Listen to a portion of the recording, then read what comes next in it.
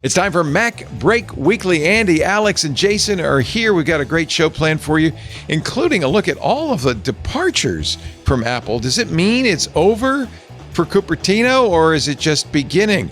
We'll also talk about how you can create a bootable external disk for your Silicon Mac, but why you may not want to. And some Golden Globe nominations, the most prestigious award in Hollywood for Apple TV. All that and more coming up next on MacBreak Weekly. Podcasts you love. From people you trust. This is Twit. This is MacBreak Weekly, episode 1002, recorded Tuesday, December 9th, 2025. I'm with Bieber. It's time for MacBreak Weekly, the show we cover the latest Apple news. Hello, everybody. Good to see you. As the holiday season kicks in, let's say hello to our holiday fun makers, Mr. Alex Lindsay from OfficeHours.global. Hello. Hello. I like your crazy Christmas sweater. It's just a sweater. I don't get, it's my season now. I've got lots of sweaters. Crazy navy. It's a nice warm sweater. It's chilly. It's chilly today. I should be wearing a warm sweater. I should. Instead, I'm wearing some sort of crazy Hawaiian shirt. I have to admit, I really like layers. So I don't like having the house be really hot. Like I feel like I have to deal with that for a while, and now it's nice and chilly. So I like it to be in the mid 60s, and then just have like some layers on. Strip it down, put it on, take it off. Kind of like my house. That is Mr. Jason Snell of Six Colors. Oh, hello there. Hello. How are you, Jason? Oh, I didn't see you there. Hello. Congratulations. What's happening now? On the big Cal upset this weekend. Am I right? Oh, did that? Didn't Cal beat USC or something? Something happened. No, that was a couple of weeks ago, and it was SMU. And SMU. But thank you. It's great. We have a new coach. I was reading old trending news. up. I'm reading old news. That's all. I'm just trying to find something to. That's right. Go Bears. Thank you. Make a connection with you. Yes, I appreciate it. Thank you, Jason. And Andy Anatko. Hello, Andrew. How are you today? Good. Hello. Yes, second. I second the layer concept. I've got my. That's really pretty nice. This is when it's weird. Like every single the warmest and most cozy articles of clothing in my wardrobe are almost exclusively logoed merchandise that I was given because of a speaking gig or because of something else. Like the Twit hoodie that you guys sent me 10 years ago is one of my go-tos.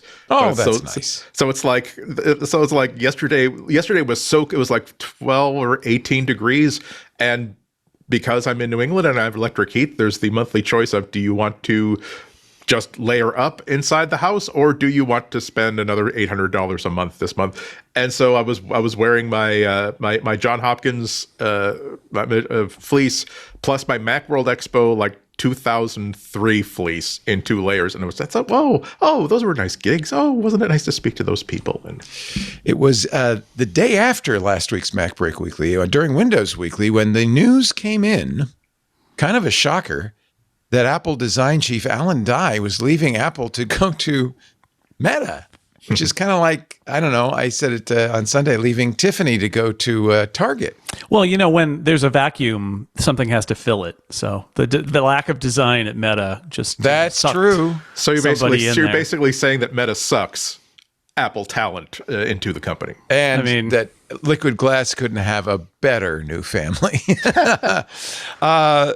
I loved, John Gruber's piece. When I first read it, I thought, well, this is a big deal. But it wrote bad Dye job, pun on Alan Dye's name, obviously. He wrote, it sounds like Dye chose to jump ship and wasn't squeezed out. Gurman is spinning it like a coup for Meta, but I think, this is John Gruber again, this is the best personnel news at Apple in decades. Were there cheers being heard at Apple, or is it just those of us who are not Liquid Glass fans? I think this is a complicated issue, obviously, and Liquid Glass is not the be-all, end-all of the work that, obviously, that Alan Dye and his software design group have done.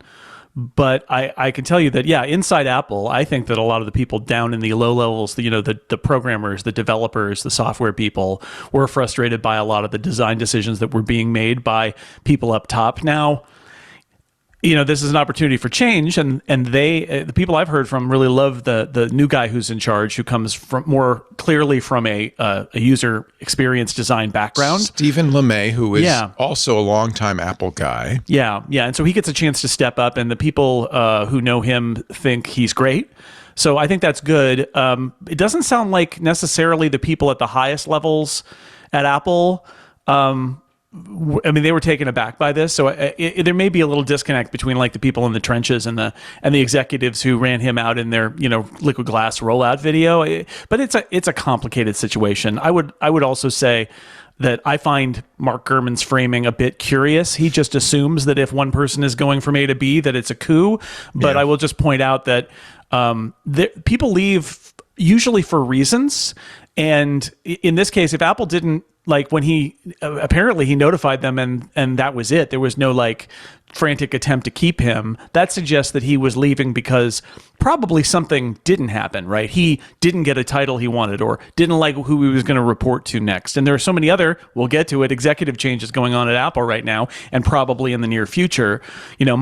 My read on it on the day was, this sounds like an incompatibility where somebody's view of their own worth is not the same as their employer's view of their worth. And when that happens and there's that imbalance, that's when people leave for greener pastures. Yeah. Not because he was squeezed out or fired or anything like that, not because Mark Zuckerberg just appeared at his door, but because he was feeling kind of down on Apple because he maybe wanted more power, better title, whatever it was. And Apple was like, well, you're great, but we're not going to make you chief design officer or whatever.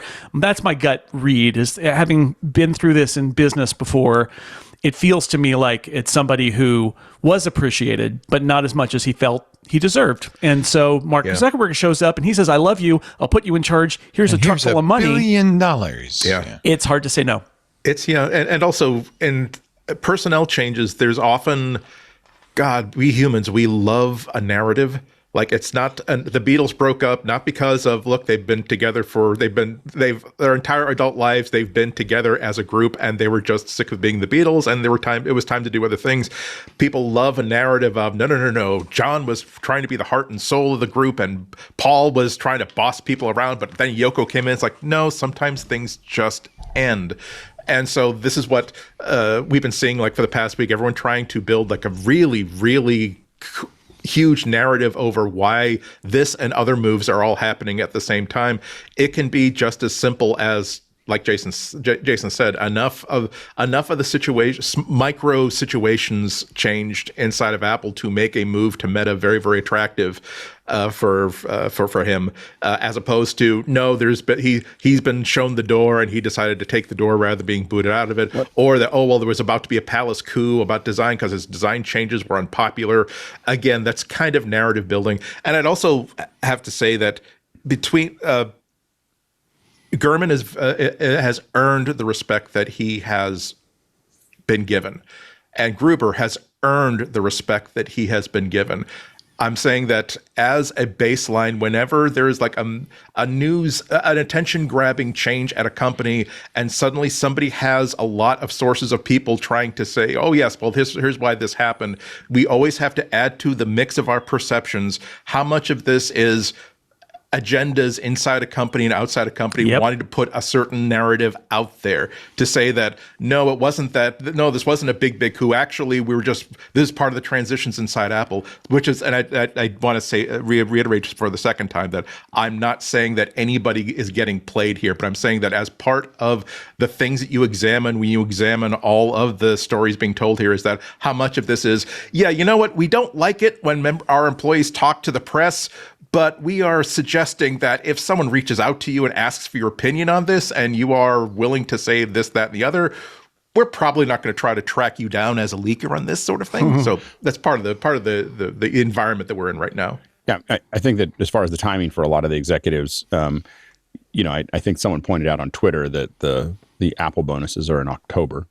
Right, I saw that. Yeah, so once you're vested, you can leave. So and so there's vesting. I think with a lot of these companies, and the vesting bonuses is layered and all over the place. But the yearly bonus, I think someone pointed out on Twitter, was in October. So that's there's a timing thing. You would probably want to wait for that. Right, and the fiscal makes sense. Yeah, and then the other thing is, if you're leaving well, the best time to leave is between the two best quarters of the year. So if you're going to do, like leaving when things are hard, but you're, is the what do they say? Money is the great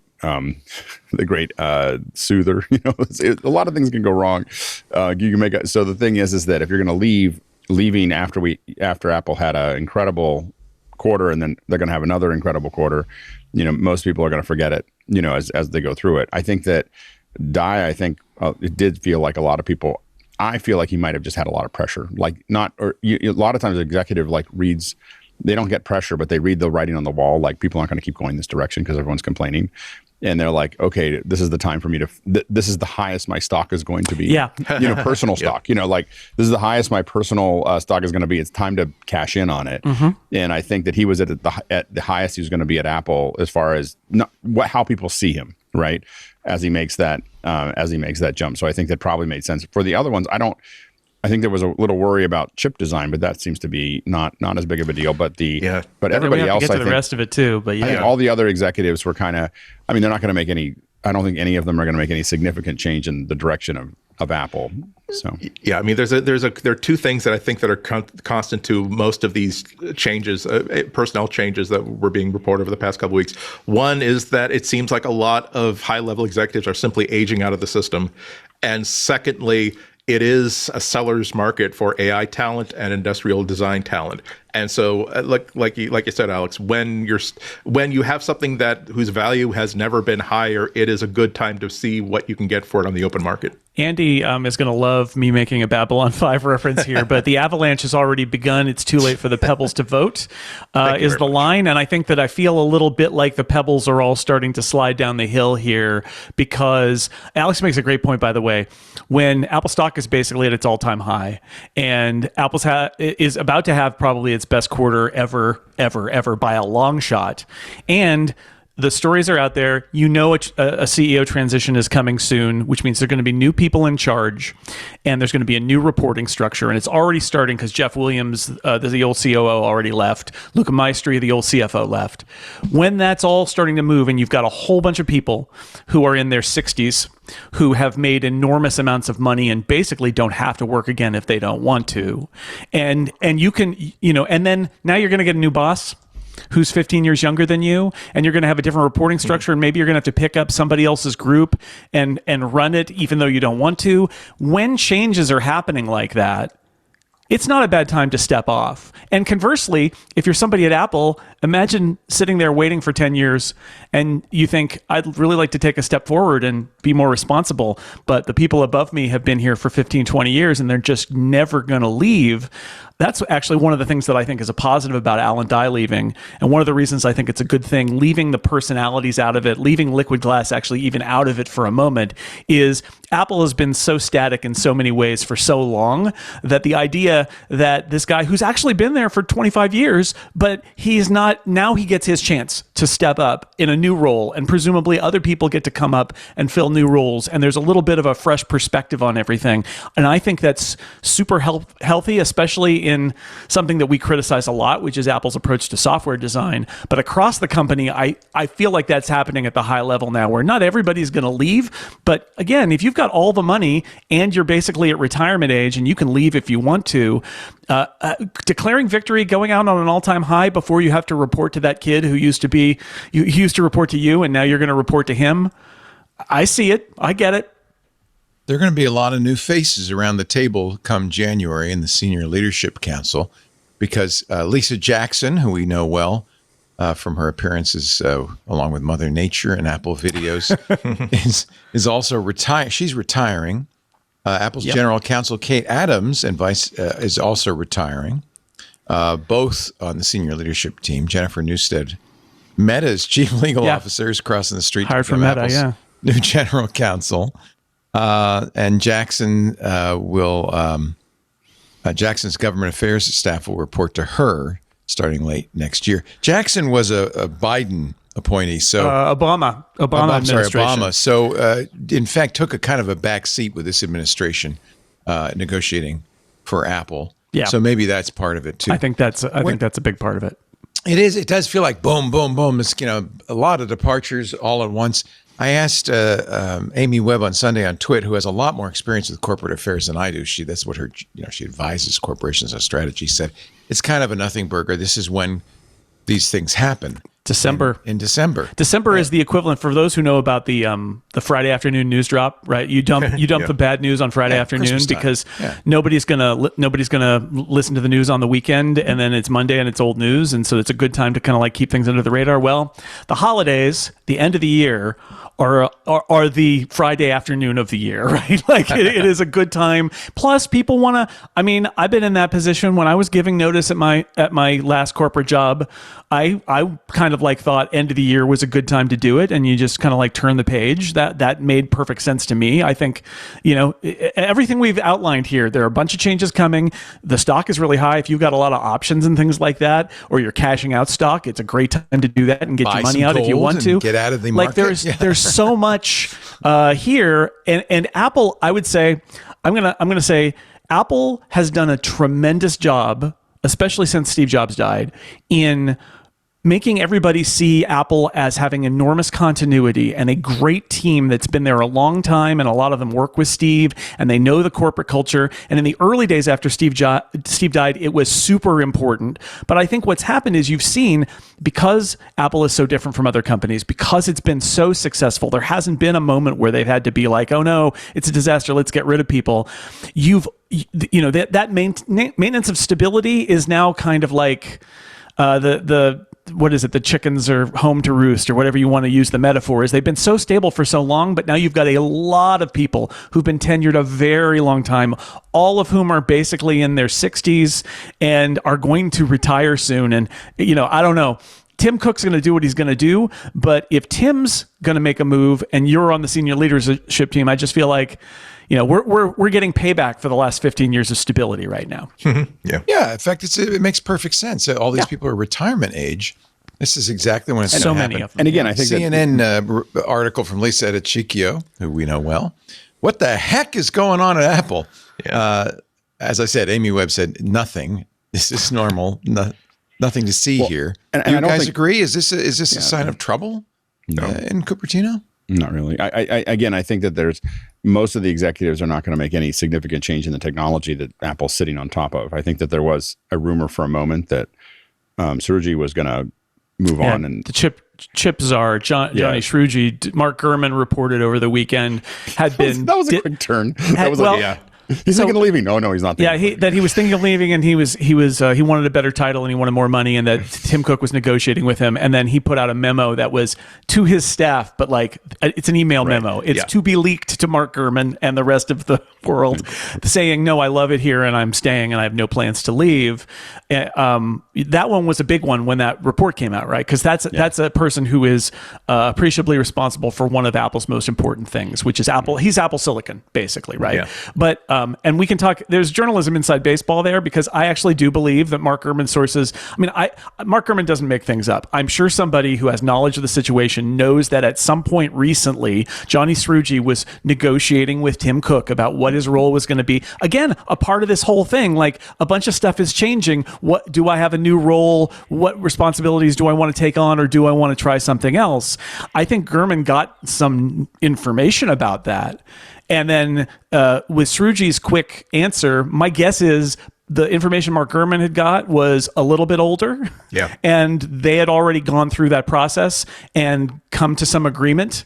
And so it's kind of a nothing now, but so it's a nothing that would have been a something, but it turns out it's a nothing. That's exactly what I thought too. Because Gurman does not say anything that he can't substantiate, particularly because he's not just some dude with a blog or a YouTube channel that needs content. He has the legal repercussions of an attack on Bloomberg, like to at stake every time he decides to report on something, and the fact that Apple it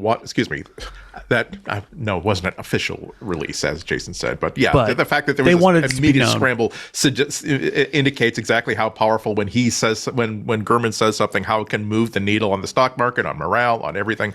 That's exactly what I thought. That at some point there was a conversation between these two buddies, like around the fire pit at somebody's house, saying that, well, we all know that like the next couple of years is going to be some changes. Like, what's my role going to be? And that there was some discussions that at some point in my timeline, he was satisfied that he has a future at Apple right. for all the definitions of the word future that you want to think about. And at some point in the middle, that's when that information got out about but we're talking around the fire pit about what do I do next. Yeah, different people. It's like the speed of light or the speed of sound or whatever. Like different people learn things at different rates. Information moves through organizations at different rates. And so if you're a Mark Gurman source and you're 2 steps away and you heard something 2 weeks ago and you're bringing it to Mark Gurman, he's going to report it as new information, right? But there can be a lag. And I suspect that's what went on here.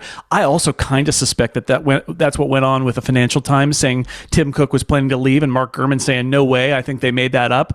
But all he could really say is, I've been hearing the last few weeks something very different. And I thought that last few weeks phrase was really telling because it doesn't sound like Mark Gurman sources could come back on the day and say, I know as of today that this isn't true. He just hadn't heard that over the last few weeks. And it's not bad reporting. This is the classic thing where you report about rumors and then somebody does some claim chowder on you in a year and says, that product never happened. And it's like, well, at the time they were planning on doing the product and then they changed. That doesn't mean the report was wrong. It just means that Apple changed after the fact. So I think Gurman sources, very clearly the story in the end seems to be Johny Srouji had those questions. What's his role? And then they apparently got resolved to his satisfaction, which is a big win for Apple at a time when, some other losses are being portrayed as losses for them. The Srouji leaving would have been that would have been sound the alarms, I think. Right.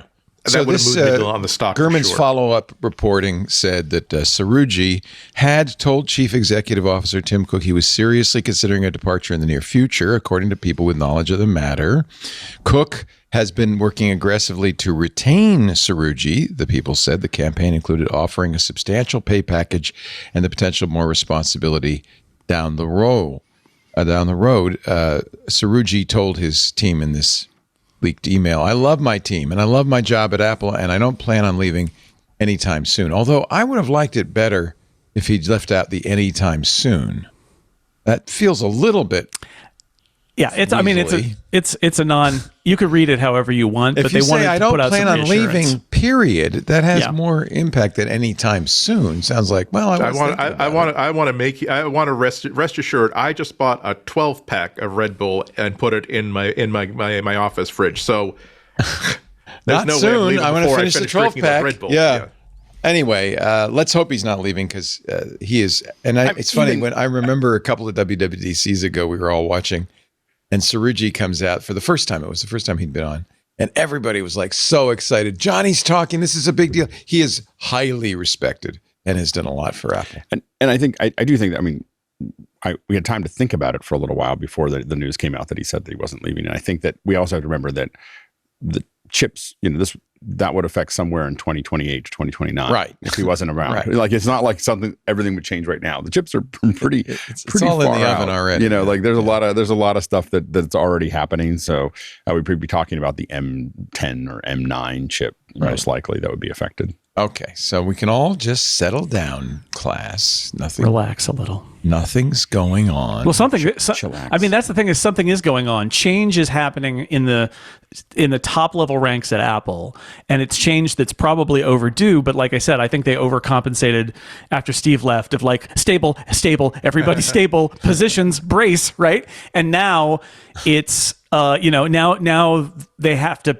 They can't stay forever. They can't stay stable forever. And in fact, I would argue that we talk about brain drain at Apple being a big issue, and I think it is an issue, but I think the biggest issue is not brain drain of senior executives leaving. I actually think the biggest issue is people hitting the ceiling where there are people who've been there 20 years and they never leave. And so if you want to further your career, you got to go somewhere else. And what you want is a kind of a natural flow where people kind of come to the top and then other people come in and get new responsibilities down low. And Apple was a little static. Like the design group is a great example. I can't say for sure whether this new design group, in fact, I can say for sure that all the dreams everybody has placed on Alan Dye leaving, that it's going to fix their pet issue with Apple software design, whatever it might be, That's not going to happen, right? Like that's not going to happen, but change will happen, and a new leader will have different priorities. He'll still have the same pressures put on him as the last leader, and that's something you can't forget. Like Alan Dye didn't do what he did in a vacuum. He did it because of Apple's priorities and because of his own agenda. Now there'll be a new agenda. Apple's priorities haven't really changed, but the fact that it's a new voice and that those people underneath him will now have more elevated responsibilities. And presumably down at the bottom, they'll bring in some new people. Like that feels real healthy, just to let the sunlight in, just to have a little fresh air. And I think that will happen in other parts of Apple too. But certainly I think in software design. You have a good piece in Six Colors, Jason, about all this. In a major coup, or someone, Apple Dye leaves Apple. And you make a really good point, which is you can't lay all of Apple's design flaws, if you see them as design flaws, at Alan Dye's feet. There's a whole bunch of people involved. Yeah, and I heard from a lot of there are a lot of Mac users who are really grumpy about how Mac OS design has kind of and usability has kind of fallen by the wayside in the last few years. And I don't disagree, but I will say that the iPhone being the priority for Apple is not something that's going to change based on who the designer is, right? Like that's the thing is Alan Dye might have some predispositions that you disagree with. He does look. Senior people always do bring their history with them. Tim Cook's operations background influences decisions he makes as CEO. He's not just an ops guy, but it influences him. Alan Dye was a visual designer. He was a print designer. He was a packaging designer, not a software designer. And so he came with that as his bias. Maybe it made a difference, but the truth is, and the new guy is a software designer, so maybe that will make a difference in terms of leadership. But like at the end of the day, if they only have so much time to emphasize Mac UX because more than half the company is iPhone, what do you think is going to happen? I mean, that priority doesn't change just because the leader changed. Yeah. Will we see changes though at Apple? I mean, or is it going to be still everything's the same because it was the same team? I think if you change leaders, like I said, I think the company is the same, but I think if you change leaders, there's an opportunity to change. And also, I think I mentioned this maybe even last week, but like anytime there's a leadership change, even if the people are very similar, there's an opportunity for change just because it's very hard for a person X to go back on a decision they made. But if person Y comes in, they can go back on that decision and it's pretty easy to do. So like when Tim came in, he brought employee donation matching back, which Steve just didn't like for whatever weird reason that is. And Tim's like, well, that's dumb. I'm bringing it back. And that was just an arbitrary kind of thing, but he was free to do that because now he was the CEO. And I think all the people who are filling these new roles, even though the company's the same and it takes a long time to turn the ship, right? They're all still going to bring their own individual perceptions and have the opportunity for it to be different. Yeah, Wall Street Journal does report that. Remind us that we focus on the higher ups leaving, but further down the org chart, the Journal writes, dozens of Apple employees have defected to OpenAI and Meta in recent months, part of a long-term brain drain, I'm reading, that has robbed the company of innovators and seeded rivals with expertise they hope to use to dethrone the digital device king. I mean, that's not headline making when others lower down leave, but it is a big deal if Zuckerberg, besides hiring Alan Dye, has hired away a handful of Apple's key AI staffers, as we know. That's one thing Gurman does like to report on. Yeah, I mean, it feels to me like Gurman has a mole in Meta, and that Meta is feeding him information, and Meta likes it. And I think you could argue that there's something. Always consider the source. This Wall Street Journal says is OpenAI as well. Dozens of Apple engineers and designers with expertise in audio, watch design, robotics, and more have left for OpenAI in recent months. I think it is a reasonable argument. Some of those stories I question because they're like, oh, Meta bought some more AI people from Apple, and I always, it's not quite at the Alan Dye level, but I'm like, oh no, they poached all those people who built those foundation models that weren't any good and that nobody liked. This is what I'm saying is Apple has a lot of brain drain problems. Some of it comes from static leadership. Some of it comes from their hiring processes being really slow and kind of outmoded, and I think they need to, it sounds like that. I think that report even said in recent days Apple seems to have stepped up their efforts to pay people and recruit people in a way that I think they maybe got a shock to the system that they needed. But it also says none of this is an immediate threat. Consumers' lives are on their iPhones. There isn't yet a killer AI app that would make the move. The presumption of this, by the way, it's Rolf Winkler writing in the Wall Street Journal. The presumption in this is that some of this is because of Johnny Ive going to OpenAI, that they need designers and people who can do this kind of hardware, and they need this expertise at OpenAI if they're going to do this device. And that makes a lot of sense. It's a lot. Like I think that Ive may have been going. It'd be really good if we had, these guys, like he knows who they are. Right. And so, but I also think that it is, man, making hardware is hard. Yeah. Like it's super difficult. That. Yeah. And by the way, Winkler did a lot of this research by going to LinkedIn and going down a list of names and saying, oh, now this person who was at Apple is at OpenAI. So some real reportage there, not just gossip. So, I think it's interesting. This happens all the time. If you wanted somebody who knew how to do self-driving cars, you'd go to Tesla people and hire them away. You look for the people who have done it, and you make them offers. And I'm not actually that surprised. It's a sign that Apple's been successful. We'll take a break. Come back with more with Andy Ihnatko, Alex Lindsay, Jason Snell. You're watching MacBreak Weekly. Ooh, and I want to tell you about this week's sponsor because it's getting close to the holidays. And I know you're looking for a great gift. How about this? The ink frame from Aura.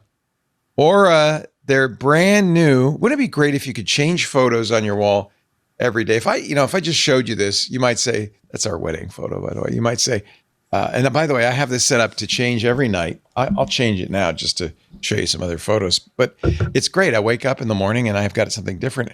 And if you don't know, you might say, well, that's just a picture on the wall. But like Harry Potter, it's magically changing every day. That's the Aura ink. Aura's new cordless, that's important, color e-paper frame. What you do is you see how thin this is? You can hang this on the wall. And also notice there's no cords. I haven't charged this since I got it months ago. This is probably not the best picture because it's a picture of our black cat. So there's not a whole lot to see here, except maybe your eyes. But I kind of like seeing that when I wake up in the morning. This is a very, very cool device. A lot of industrial design in this. Meet Ink, Aura's first ever cordless color e-paper frame, featuring a sleek 0.6-inch profile and a softly lit 13.3-inch display. Ink feels like a print, functions like a digital frame, and perhaps most importantly, lives completely untethered by cords. With a rechargeable battery that lasts up to 3 months on a single charge, unlimited storage, and the ability to invite others to add photos via the Aura Frames app. It's the cordless wall-hanging frame you've been waiting for. By the way, Aura just, I think today, announced a new feature, which I got automatically in my Aura frame, that you can text message. You can send a photo via messaging to your Aura frame. That's why this is such a great gift, because you give this to somebody in your family. I'm thinking my mom, would love this. There's a harbor seal, a sea lion in San Francisco. My mom would love this because I could, if there's a new picture of the grandkids that she hasn't seen, I don't have to go through the trouble of uploading it to Apple Photos and transferring it over and all that. I just text it to the frame. Now, of course, there's security built in. Don't worry. Only you can do it, or people you allow to do it. But I just think this is so clever. There's a lot of design in this. It took them some time to create the ink frame. It's a breakthrough in e-paper technology. Millions of tiny ink capsules transform into your favorite photos. It renders them in a kind of, I would say, a vintage tones. It just looks gorgeous. The graphite-inspired bezel is very thin. It's beautiful. It's a paper-textured matte. Glossy front make it really look like a piece of decor. It doesn't look like technology hanging on your wall. You get unlimited free photos with the Aura app connected to Wi-Fi, and you could upload, again, not just from the app, but from text messaging. This is such a great gift. The Aura Ink is a perfect gift for anyone who appreciates innovative design and cutting-edge technology. I just think it's gorgeous. Sleek, subtle, stunning.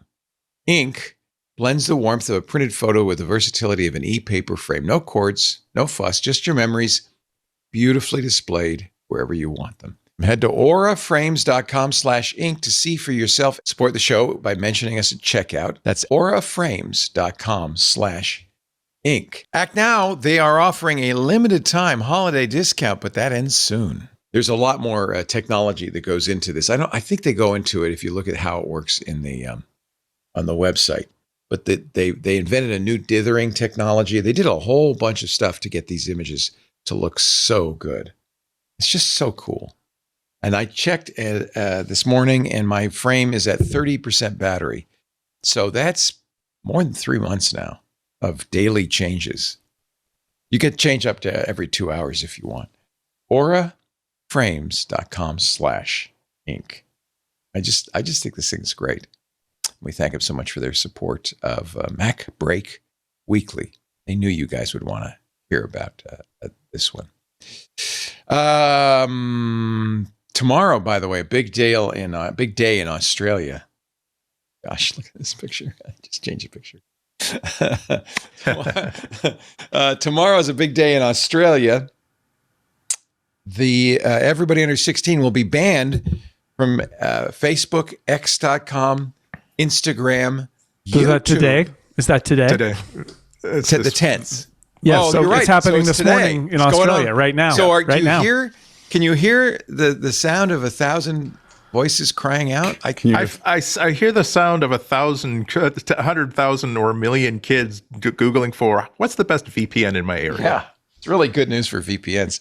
Although, as Steve Gibson has pointed out now, the next stage in all of this age verification crap is banning VPNs.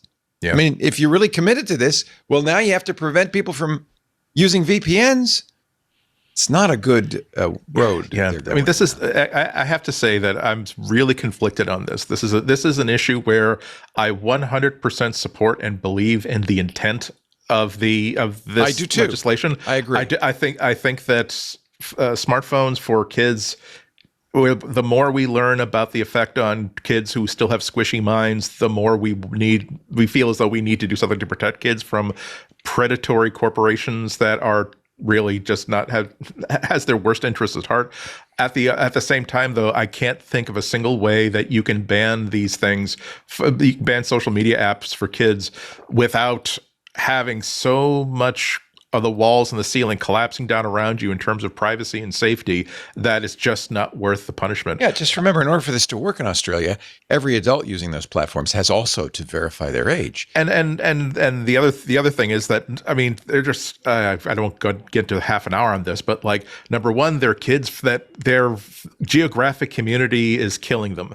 Okay. And their social community online is saving them because they're finding people out there. They're finding their group. They're finding their people out there that tells them that, no, you're not crazy. No, you're not a freak. No, even your own government might be telling you that you shouldn't exist, but don't worry. There are people out at some point. You will not be in junior high or high school anymore, and you will be able to remove yourself from a very, very bad, physically bad situation. We can't cut off kids from those kind of resources, but also, again, it's never how do you verify ages? And it's always comes down to, oh, well, we're going to hire some third party to do it for you, which means that now everybody has to submit some form of government identification, which that's going to be a target for hackers. They're going to do it as cheaply as possible, so that's not a good thing. And secondly, how about privacy and anonymity on the web for people who actually want it? It's like I've had the same Twitter account since I think I was something like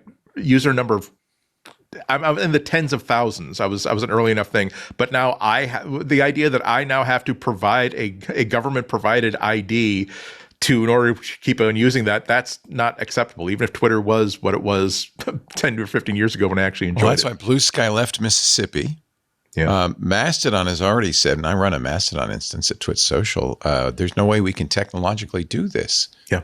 My only response was to put it on terms of service. You must be 18 to use Twit Social, but it's on you to enforce it. The problem with this is a blanket law from the government, where really the way this only way it could be enforced and should be enforced is by parents who know their kids well, who know what they need. Admittedly, there are lots of gaps in that. Parents, kids who are gay, for instance, and parents who don't want them to be gay or think there's something wrong with them. And for those kids, social may be the only way they can find peers to support them.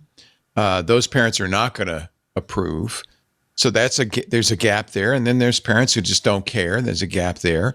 I agree with you, Andy. There's a problem with young minds and social media, but I don't think a government restriction is the answer by any means. It's just there's no way to do it. I think the hard part is there's just a lot of people that think that the government can fix everything, and many times it can't. There's just things that are just, they're going to have to sort themselves out.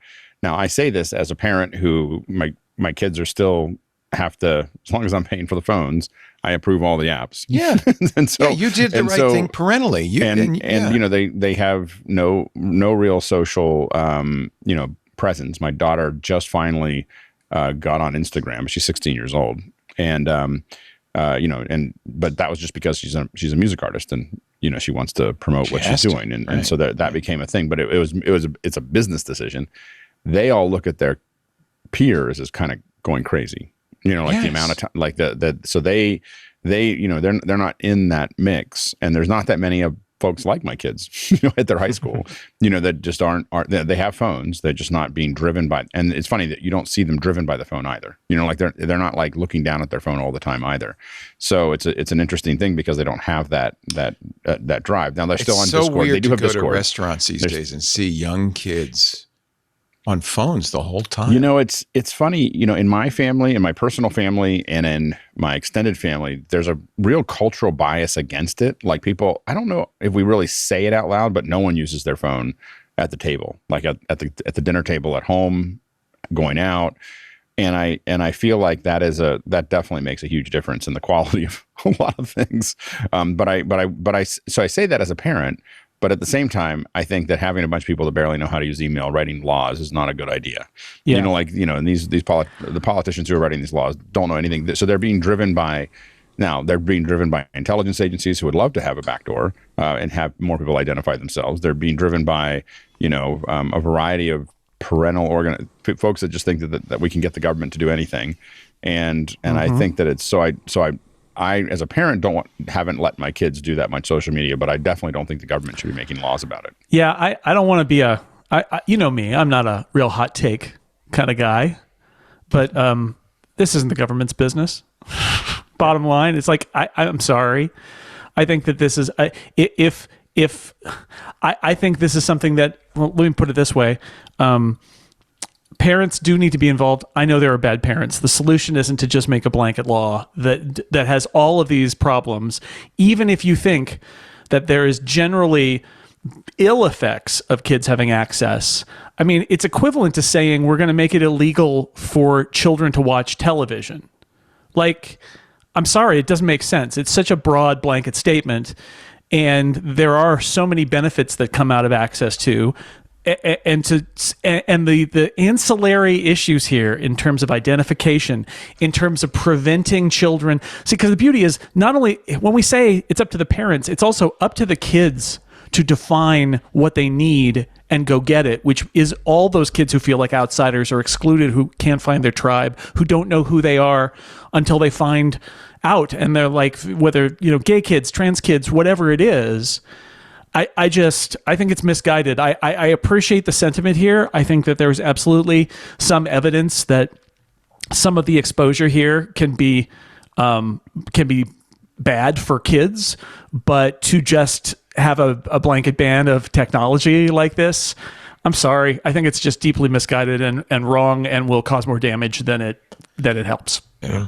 I do hope that we continue as a society to try to find answers to this. Part of the answer might just simply be about there are bills worldwide about the idea of, well, what if we just hold Meta responsible? What if we just hold YouTube responsible for saying, look, if your algorithms are known to be creating harm for kids, you are going to be responsible for that in some way, shape, or form, because I don't think that the idea of protecting kids online from predatory algorithms, predatory social media companies is a bad thing. I think that's something that we should be looking at. However, this is along the lines of we have to allow the Nazis to have an event in Skokie, Illinois, because otherwise that would be a First Amendment violation. The First Amendment would have to be completely rewritten. So guess what? We're going to let the Nazis march in Skokie, Illinois. So the other issue, of course, is that it's the beginning of a larger tranche of age verification laws. California earlier this year proposed a law banning sale of skin cream that had alpha hydroxy acid in it to people under 18, requiring age verification. It's just there'll be a whole bunch of these once this starts. I think Australia is going to be an experiment that we. Yeah, Australia is very, very interest. aggressive with these things. This is where the, I don't want to say the crazy ideas, but the most extreme versions of what could possibly be a good idea. That's where these land first in Australia, and I think that they're almost like, at this point, they're almost like a test bed to see. Okay, we know that this is going to be horrible, but let's see areas in which this actually works after getting a couple of years worth of data, and hopefully that will inform a better version of. If there's legislation that's appropriate, a better way of doing that. I think honestly, it's unenforceable, and what I expect will happen is nothing, because it's just unenforceable. I mean, look, underage drinking is a problem, and so kids can't buy alcohol. But guess what? There's still plenty of underage drinking. In fact, I would say probably all of it. Right? Is like it's just not. It doesn't solve the problem. It just. You're kicking the can down the road. It doesn't solve anything. Also an attempt to apply rules that do work in a brick and mortar world, where you show me your driver's license before you get that vodka, right? To the internet world, where it's very, very, very different. And show me your driver's license in the internet as a whole. It's very easy to lead to something Andy brought up about people reaching, not wanting to say that they're gay and reaching and finding their people when they're a teenager and their parents are against it. Anonymity, having a screen name, having a different personality than what's on your driver's license is, I would say, a good thing for teenagers and really for people on the internet. And if we're leading to a place where like everybody must use their registered screen name, which is tied to their government ID, that is a bad path to walk down. And I'll just say it. I'm just full of the hot takes, I guess. It's very easy to put up a crisis, call it a crisis, and say you're going to have to give up a bunch of your civil liberties because we're in a crisis. And so it's happens. Now we need to do this, and then you never get them. I mean, this is the USA Patriot Act, right? After 9/11, there were a whole bunch of things in terms of wiretapping that happened, and ways that people gave up several civil liberties because everybody was afraid of terrorism. And this is like, we got to protect the kids. Why would you be against protecting the kids? And the answer is because in the name of protecting the kids, you are going to create a surveillance society, and it's just not acceptable. My question, who's going to protect the kids from Justin Bieber? That's my question. He's very violent. He's naked and he wants to wrestle. So that concerns me. Justin Bieber, Canada, come get your boy. The next album, I think, is going to be Agronaut. Who gave Justin money for the candy machine? He's all hyped up. He's complaining about the UI in Apple's Messages app. He's got a picture of, the microphone next to the iMessage data entry, text entry field where, by the way, yes, he's right. The send button also appears. If I hit this dictation button after sending a text and it beeps and stops my music one more time, I'm going to find everyone at Apple and put them in a rear naked chokehold. I'm not sure what that is. I don't know. Even if I turn off dictation, I somehow hit the voice note thing. The send button should not have multiple functions in the same spot. Yeah. I think this is why Alan Dye left. I'll be honest with you. Yeah, once you lose Bieber, it's over. It's all over. I think that voice memo. I know some people use voice memos. I would like Apple software to be smart enough to know that, you've used an iPhone for 15 years. You've never sent a voice memo. I'm gonna not offer a voice memo in a prominent location. Maybe you could choose to do it or not, but it is so prominent. And I know there are people who do that, who send little audio. This is not even dictation. This is send an audio file to someone else. I will never, ever do that. Yeah. And yet it's right there, and I touch it by accident all the time. So I'm with Bieber on this. I mean, I don't know about the naked. I'm on Team Bieber. Yeah. By the way, 44.9 million views of that tweet. Yeah. So he's got some clout. Someone was told after a very, very wearying sigh inside Apple, yeah, get on this. I know, but get on this. I mean, it's the first thing that I've been very, very happy about Justin Bieber doing. And it is, and Apple is not the only culprit here. It's like he reminded me of like a problem that I've been having with Android. So this is like at the bottom of the screen here is like the there Google you got the search bar, same which thing. is one of the most useful things that are in the Pixel launcher, but they are running out of, they want to make this search bar do more and more things, and they're running out of places to put icons because they're not rewriting it from scratch.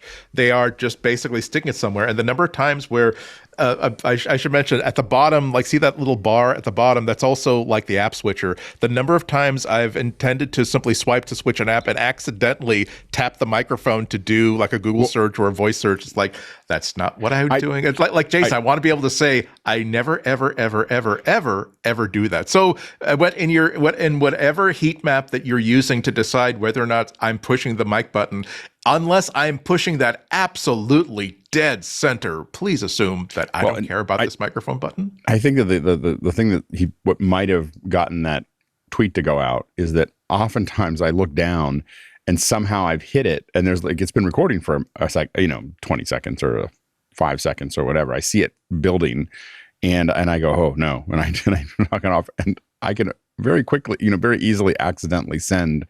It's usually like butt dial material. Like it's not like it's just like rustling around, but you worry about it and you're just like, oh, I hope that never ever actually happens. But it probably happens for me 2 or 3 times a week that I look down and it's starting to record something in a conversation with somebody else, and I have to delete it. And it hasn't risen to it hasn't risen to violence for me. But it is a constant like, oh no, I don't want to do that. They shouldn't really put that there. And then I go back to what I'm doing. I know it's impossible to do, but Spotlight, for instance, became a lot more useful to me when I remember that, oh, well, if you are annoyed because it keeps giving you search results that are never relevant to you, such as like, oh, well, I searched through your contacts for BB edit. Like, oh, you can actually go into settings and tell it, please don't ever, ever, ever think that I want to do this, or this. Like, I would love it if apps had more granularity like that to say, I never, ever, ever use this feature. Even if it were to work the way that Wi-Fi works, like on the iPad, where, hi, please turn off Wi-Fi. Okay, I'll turn it back on in a day, but okay, I'll turn it off for now. Even if I could just simply say, oh, by the way, I will subtly reset this in a month, but okay, you've told me you need a break from these miscues, and so I will let you once a month tell me don't ever do that again. You understand what y'all are asking for is basically AI. I mean, that's what you want. You want the device to be smart enough to know what you're up to. Yeah, I mean, do what sure. I mean is what you want the app to do. Sure, I don't know if I want AI to figure it out for me. I think I just want to be able to say the only way. I want some, and I know this. Alex just wants settings. I just want settings, like hidden settings. There's already so many. If you hold down a settings. button and you turn it sideways and you do something else, you can get into a thing where you just have every setting that you possibly can. You should have turn the all these things Lindsay off. setting box and just all the. I agree. Well, I mean, I'll put it this ideally, way. that's how it would be. With messages, I'll put it this way. There are so many features I use more often with messages that are under their little plus symbol. And yet that one is out under the main. And so I would say, maybe let me choose what's out under the main instead, or maybe that thing shouldn't be out there and it should be in the plus. Like with share sheets. if texting a photo requires you to tap the plus and then tap photos and then find the photo, maybe the people who send voice messages could tap the plus and then tap voice message so that it's not there for me to accidentally hit. I'm just saying. It's not unusual for me to accidentally have recorded the last half hour of my that's right. And then you text it to a friend. Yeah. Thank God so far I don't think I've sent it, but that's going to be the next Watergate, right? It's going to be like Trump records his call with Putin and then he fat fingers it and it goes to the New York Times and he's like, oops. Oh well. I have the same problem with share sheets that it never learns what I am constantly sending web articles to my bookmark manager. It doesn't using the share button. It does not seem to remember that. And I have to constantly dig through my settings. It's weird. Parts of that have gotten better for me in 26, where because now they've got the new share sheet design where you can have like the top 4 items or whatever. You can edit and set what those top 4 items are. But you're right, with apps especially, I get that, where it's like every time I share in this app, I'm sharing to this other app, and yet that other app is never there. It's like, what are you doing? It's not in the edit fields either. I Yeah, don't know. learn, please. Like, it just puts some stuff there and some stuff's not there. I don't understand. Anyway, Machine learning. Let's do it. if I can ever figure out what a naked rear chokehold is, I'm going to join Justin. Does it mean he's naked? Yeah, that's we don't know. I mean, I think it's. I mean, One or both parties. Or is it? It's a threat It's a either way. Brazilian jiu-jitsu technical term. Like I don't know. Maybe I should look it up. Ask AI. Yeah. Speaking of which, my Google devices all just suddenly over the weekend got Gemini for the voice assistant. Man, it's light years better, and it really encourages me for what we might get in a few months with Siri. Yeah. Gemini 3 is very good, and having it on a voice device, I asked it, like my Synology NAS was beeping, and I said, hey, you know who? Why is my Synology NAS beeping? And it told me, well, here's what it could be. Here's some of the things. Here's how you change it. It walked me through it. Here's how you go to the settings to change it. This is what a voice assistant should be. I'm very impressed, and I'm very hopeful about Siri. I think that this, if we're going to be optimistic about stuff, that maybe it will be a big benefit that so many people have absolutely lost confidence in Shlomo like several years ago, because when basic LLMs come to Shlomo next year, and they suddenly, the big change just simply being that you can have a conversation with your smart assistant the way that you talk to actual people, as opposed to the way that Shlomo and the Google Assistant have historically worked pre-AI, which is, I'm going to format a command in a way that I know that this smart assistant will understand, add a calendar item to this, or turn my lights on or off, as opposed to simply having a conversation and asking questions and saying, I forgot to mention this, please add that. Or as you say, just simply, I'm in the middle of debugging something, and just being able to say, wait a minute, I'm seeing 3 microphone buttons in the interface for this app. Which one is the one that I actually want to use to start a voice recording? And without taking my hands off the keyboard, getting that kind of assistance. It's not necessarily that it's agentic. It's not necessarily that it's any more smart at doing things. It's the fact that you can actually speak to it like a human being and not have to pause. I always have, historically, I always had to pause like 3 or 4 seconds to think, I want to set a reminder for this. This is how you format a voice command for a reminder. So I'm going to say that correctly. It's going to be really, really big. Right, that's like the command line version of a voice assistant. And the system hooks are such a big part of it too, right? The idea that, Leo, if you're in an app and you want to share to another app, imagine saying, like, I do this all the time with links. I'll be like, share this story with the upgrade note in Notes. Right. And like, I should be able to do that, speak it naturally. It should be able to figure out what I want and then use its hooks, which are like app intents and things like that, to like do the right thing to navigate my system. And some of this, we can use ChatGPT or Gemini on the iPhone today, but not with all those hooks into the system. Yeah. The ability to simply say, like, hey, Shlomo, every time I get an iMessage from my partner who's asked me to pick up something on the way home, set a reminder that's location specific to that store, that grocery store that's nearby that I pass by all the time when I come home. And suddenly it's no longer I have to remember this or I have to manually do something. Just simply when I enter the store, I see a surface reminder from my spouse or from my partner saying, oh, by the way, we need pork chops for tonight. That's the sort of stuff that's going to make people finally think that AI is worth whatever damage it's doing to the planet. I'm going to come back to the fact that when I'm listening to a song and I walk into my office, I don't want my AirPods to jump to my Mac. Yeah. I'm listening to a song on my phone, like I'm in the middle of and I'm connected to my AirPods, and I just don't want it to change. There is a setting for that.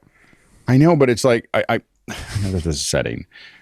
And you can you can do that, but the insanity of the fact that it should ever do that, like it should never just be like, when I'm in the middle of an operation on one device, it should not decide to change devices. That's all I'm saying. I hear you. Settings. I hear they're trying to be magical there, but it's not smart enough. And not magical. That's like, the problem. Is it ends up not being magical. Will so this is not quite related, but I'll just say this stuff happens all the time. I was airplaying a video that I couldn't get it on the Apple TV, so I had to airplay it to the Apple TV, and then I switched to another tab in Safari and loaded Blue Sky, and it found an animated GIF that was 40 posts down, and like 40 posts down. It wasn't at the top. Right. And my AirPlay just started playing the animated GIF instead and stopped playing the video I was watching.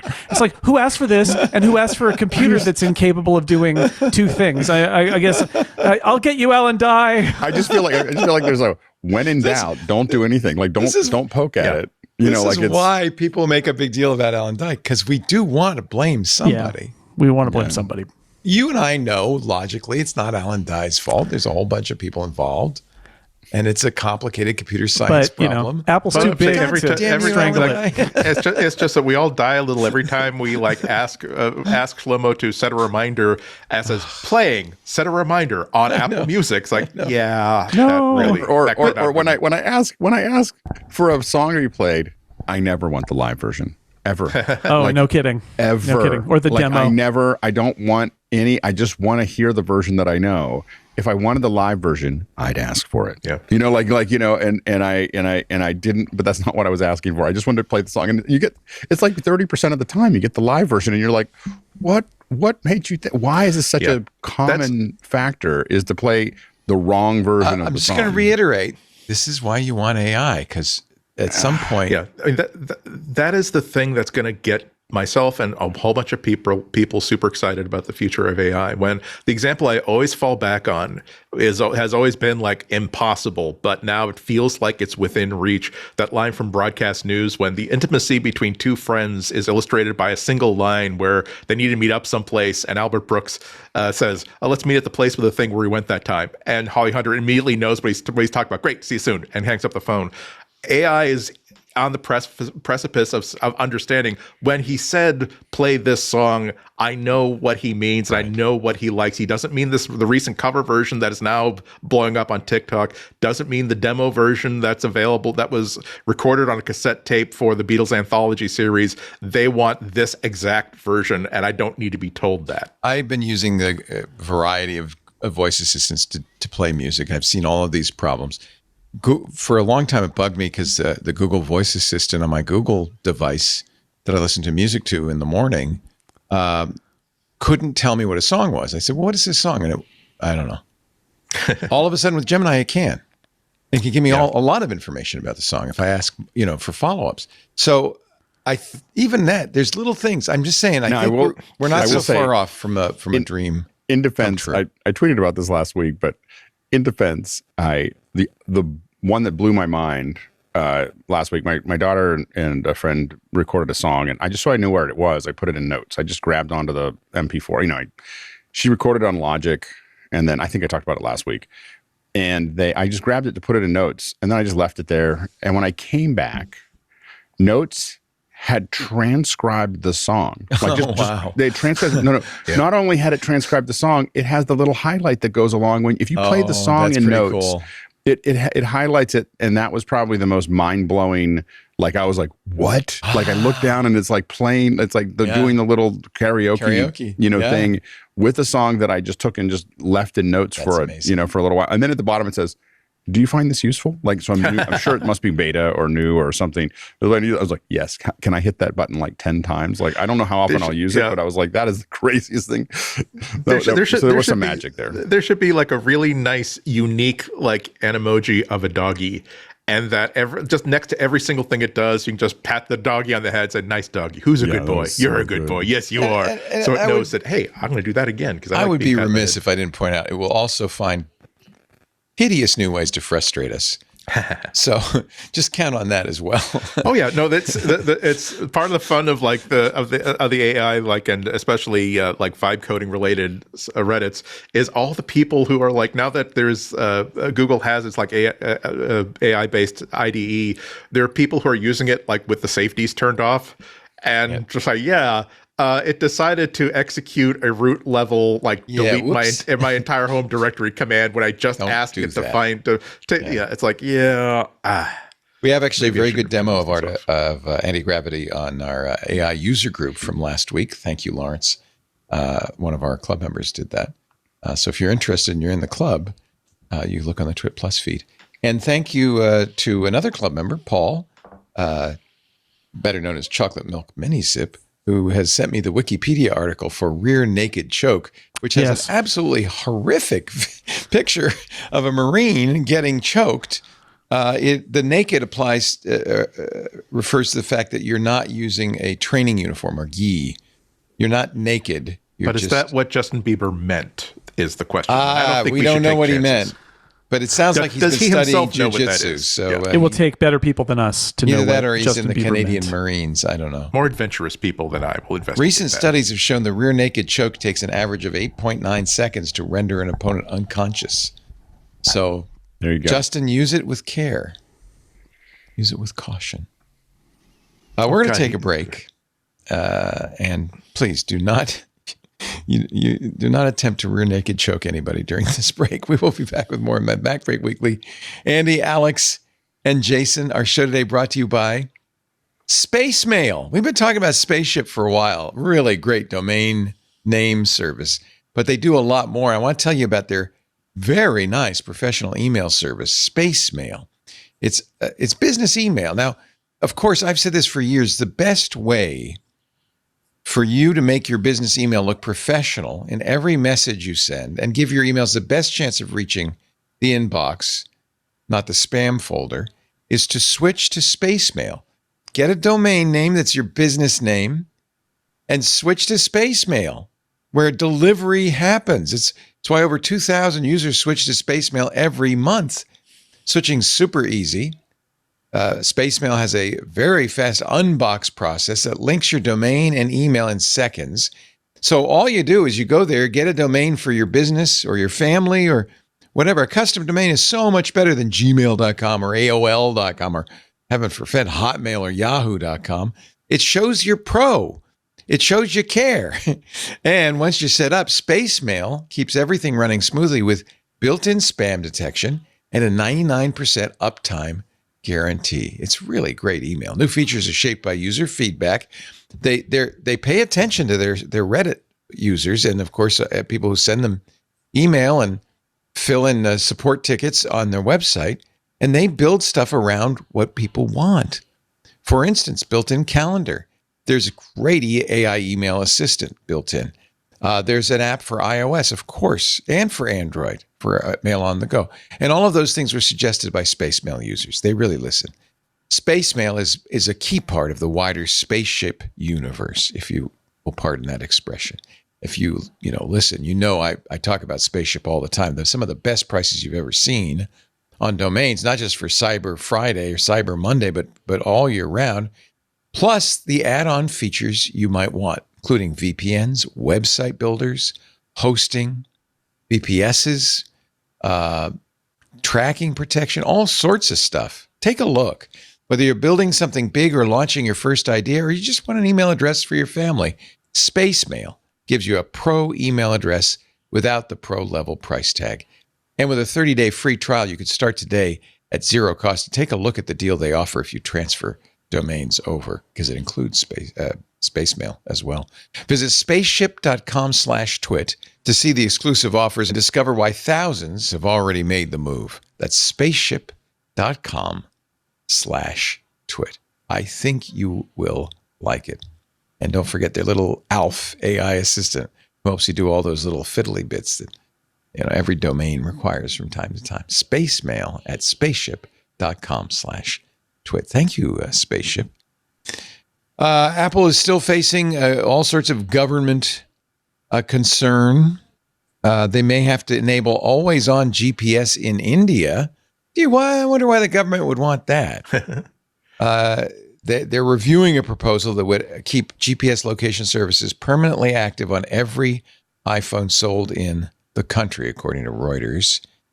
It wouldn't just be Apple. It would be all smartphone makers that have a GPS.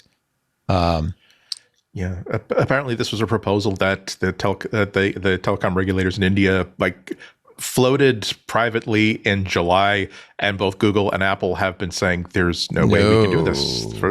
And all phone makers saying there's no way we can do this for too many reasons that we can possibly explain. We can't do this. Yeah. So that's given how quickly they backtracked on this. Hey, how about we make everybody force install this unremovable app, and they backtracked a day later. Hopefully they are responded to the idea of everyone that they require to have sign on this and complicity on this, saying that we are not on board with this at all, not even a little bit. Yeah. It's good. You got to fight these authoritarians because you give them an inch, they'll take a mile. You really There's definitely a line. Yep. Russia has restricted FaceTime because of course. You wouldn't want your people communicating with one another. Roskomnadzor, which is a frequent punchline on Security Now, Russia's FCC, alleged in a statement the service FaceTime is being, quote, used to organize and conduct terrorist activities on the territory of the country to recruit perpetrators, commit fraud and other crimes against our citizens. They also blocked Snapchat while they were at it on the same grounds. End-to-end encryption is not helpful to them. Yeah, we must be able to check to see what you are doing. And of course, tick that checkbox, like Jason was mentioning earlier about the Patriot Act. I said, oh, well, this is a move to keep our people safe from terrorism. I don't think that's why you're doing this, but keep talking. Yeah.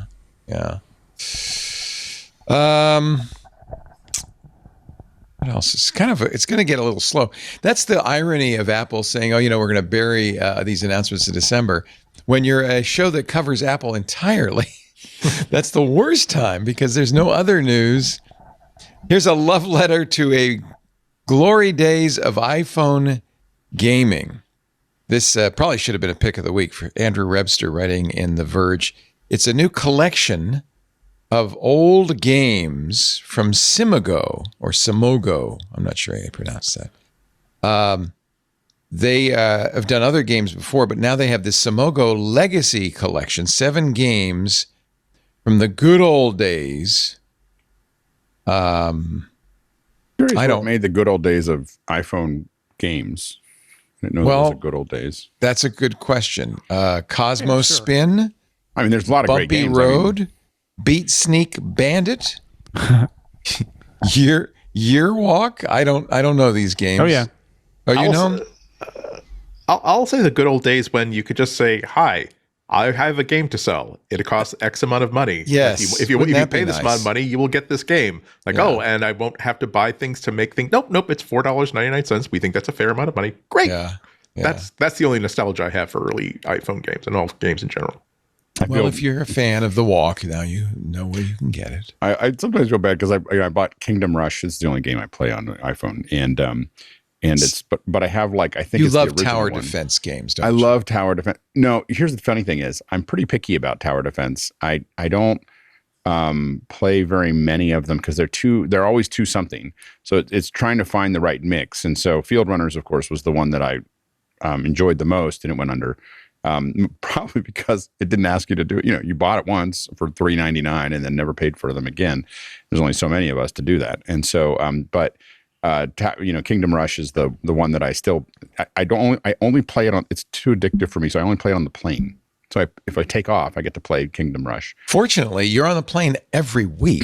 Not very often anymore, but when I'm on the plane, I play Kingdom Rush. That seems like you have been for a while. The fall has been busy, but usually I'll play but they, I feel like it's the right mix of you can buy things from them, special characters or something like that, but you can completely play the game without buying anything, and especially if you're like me that will play. I only play one level on the game. There's one level that randomizes the challenges, and so I just play that and build up a lot of points so I can buy all the things I need. But the interesting thing is that with the other games, I do feel like they've gotten into this thing like we have to figure out how to cash, how to get you to pay another 99 cents or $1.99 or $3.99 constantly, and it doesn't last very long for me. That's the problem. Well, that's the freemium model, and I think to some degree you can blame Apple for that because of their unwillingness. They promoted it. Well, also their unwillingness to offer demos, right? It was the only way I mean, it just kind of got us in that. Yeah, I think that the hard part is that I have noticed, and this is always I don't know how it affected everybody else, but the subscription model has definitely greatly depressed my interest in buying apps or downloading apps.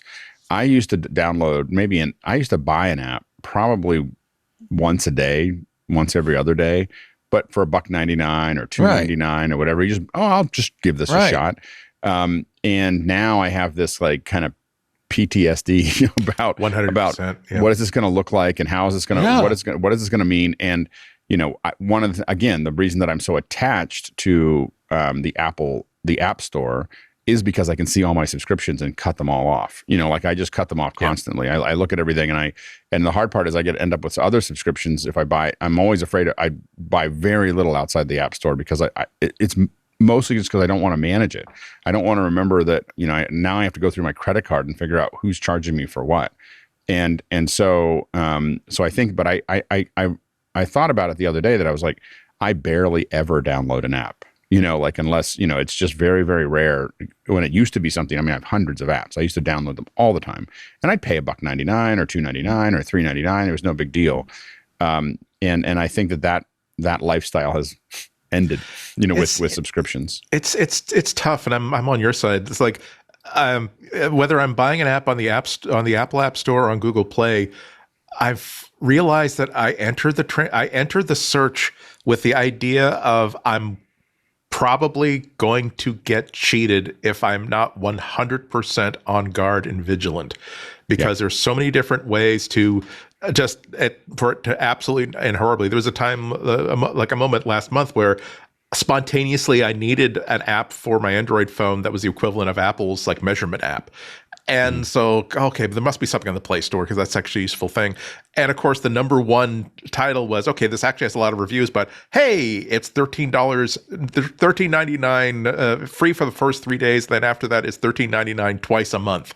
And it's like, so now I have to, and it wouldn't have zorched me because it is a Google Play, like Google Payments thing, so I could like find all my subscriptions. But for that and like 10 other reasons, I have to evaluate that. Okay, is this actually just taking 100 different permissions for privacy violations that it does not need for this app? Is this something that it will not really work? It will work for the first like 15 minutes until I need a critical feature that is behind a $5 a month paywall. I hate the fact that even a well-reviewed app, I'm thinking, great, this is open source, this is clean, doesn't ask for permissions. I also have to remind myself that maybe a year from now, 2 years from now, some very bad entity will ask this independent developer, here's $100,000, we would like to buy your app, and then suddenly they put all kinds of trackers onto it with the next release of it. I hate the fact that I have to feel like I'm stepping onto a used car lot every time I search for an app, whether it's for the Apple Store or the Google Store. It's terrible. Yeah, it's hard. I think that, and there's some apps, the subscription comes up and I'm like, what? And then I think about how often I use it. Like Polycam it hurts when Polycam comes up. It's like $99 a year. And you just go, oh, but I use Polycam every day. so I'm kind of like, okay, I can get another year of that. But they're constant, to their defense, Polycam is constantly upgrading the app. Like every time I open, in fact, I feel like sometimes they do too much upgrading because I can't figure out what's going on. It's like Discord. Every time I open Discord, I gotta download it again. Maybe it's just because of like how my brain is deficient in so many ways. But it's like I stopped like buying annual subscriptions because I can keep on top of things on a month by month. Something might slip past the net for a month, maybe 2 months, but it's very, very easy but I'll get it. But the number of times where I said, "Hey, why do I suddenly have like $200 less? What was this $200-something charge?" It's like, oh, it's for this app that was actually quite useful to you a year and a half ago, but you haven't actually touched in 6 months, and now I have to trust that this company is a good company that says, yeah, if you cancel within 24 hours, we'll give you your $200 back. I never feel more stupid than when I'm charged for an app that I don't use anymore. I hate that. I really find that for me, a lot of times if it's a 1 year app or the reason it pops up, like for the Polycam one, is because I cancel all my apps, almost after I instantly. Wait. So that way you don't cancel have them. and then and then they drop off if I don't update it. You know, Right. so if I don't go in there and consciously update it, they're all set to expire. I do like it that when you delete an app on the iPhone and iPad, it will say, "You want to manage the subscription too?" That is Nice Apple feature. looking out for you. I want the flip side of this is I use Final Cut Pro for iPad occasionally for live shoots and then not the rest of the year.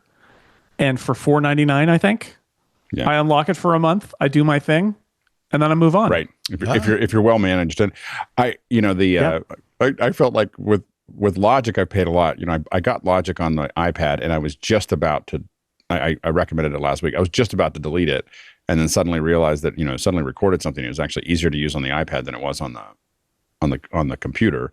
And now I'll be using it all the time. So that's the other side of that. But I think that, I have paid a lot more for it because I turned it on to see what was going on and then forgot about it. And that's the problem that I get into. We're talking about apps on the on iOS, so I'll mention this pet peeve that I had to correct. The number of times that like I fill my iPad with lots and lots of stuff. Sometimes I run out of space, and I finally had to turn off the feature that said, "Hey, would you like me to help save space by automatically removing apps that you don't use you haven't used in a long time when I'm short of space?" Because the number of times where like, oh, I just downloaded a huge like YouTube playlist or put like a whole bunch of movies on it. Like, okay, I'm right at the margin. Then, oh gosh, I'm okay. Great, I'll delete all this stuff that I don't use anymore. These playlists I don't use anymore. But now, like I wish that it said, oh, you have lots of free space left. Would you like me to re-download like all the apps I've removed?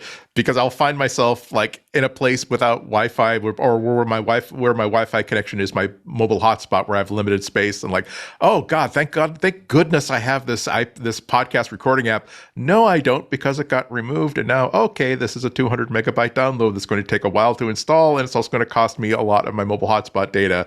And now I wish that I'd unchecked that checkbox. So I unchecked that checkbox because I want the apps that I installed to actually stay installed. Because there are a lot of apps that you, just like we've been saying, like you use them once every few months and you forget that maybe it could have been deleted in that time, and you're kind of hosed because you're in a hotel room with like basically dial-up speed Wi-Fi, and you're like, I wish I had not elected to delete this 100 megabyte app.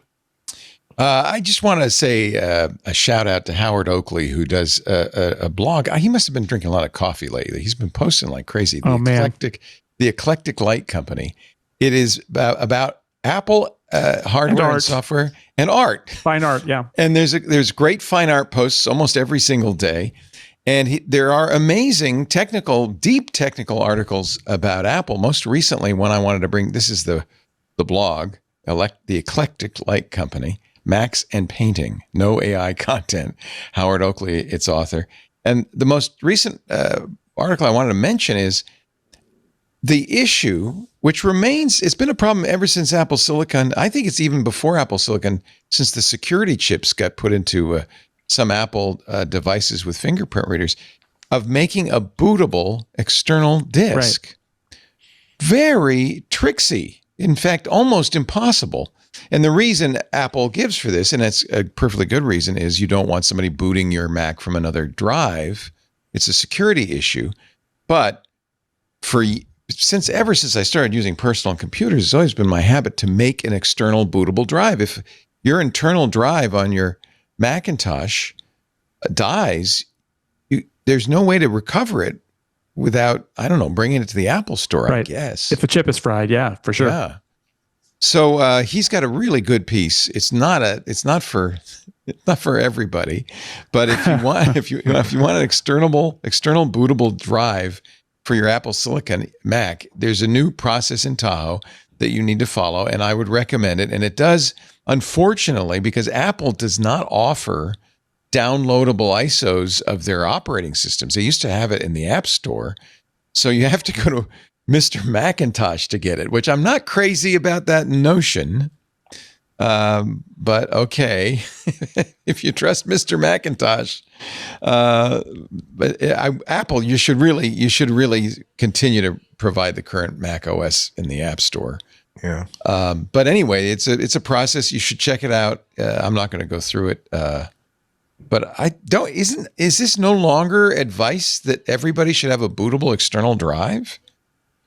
Not since it was Alex? Impossible. Yeah, I don't use them. I mean, what happens if your Mac dies? Well, you have so many, you just go to a different one. Well, I have I keep my resources off the computer on a separate drive. So, all the files that I have are somewhere else. That's the key, is having a backup somewhere that you can use. Yeah. And so then the hardest part is the apps that don't have, the apps that aren't in the App Store. Because the big thing with an Mac is you grind it down and then I've got a lot of App Store apps, and you say go, and you go away and you come back and they're all installed. Yeah, I use Homebrew for that, but it's really handy. Yeah. Then there's a handful of these other apps that, all these other apps that you have to remember where all those passwords were. Right. I've been trying to keep all the passwords in a place that I can find and easily put them back in. But that's the big challenge of and especially because a lot of the little apps that I have that aren't in the App Store but do have passwords were things that I installed very quickly. Like, oh, I need this for right now, and I do it, and now I have to figure out what I did with that.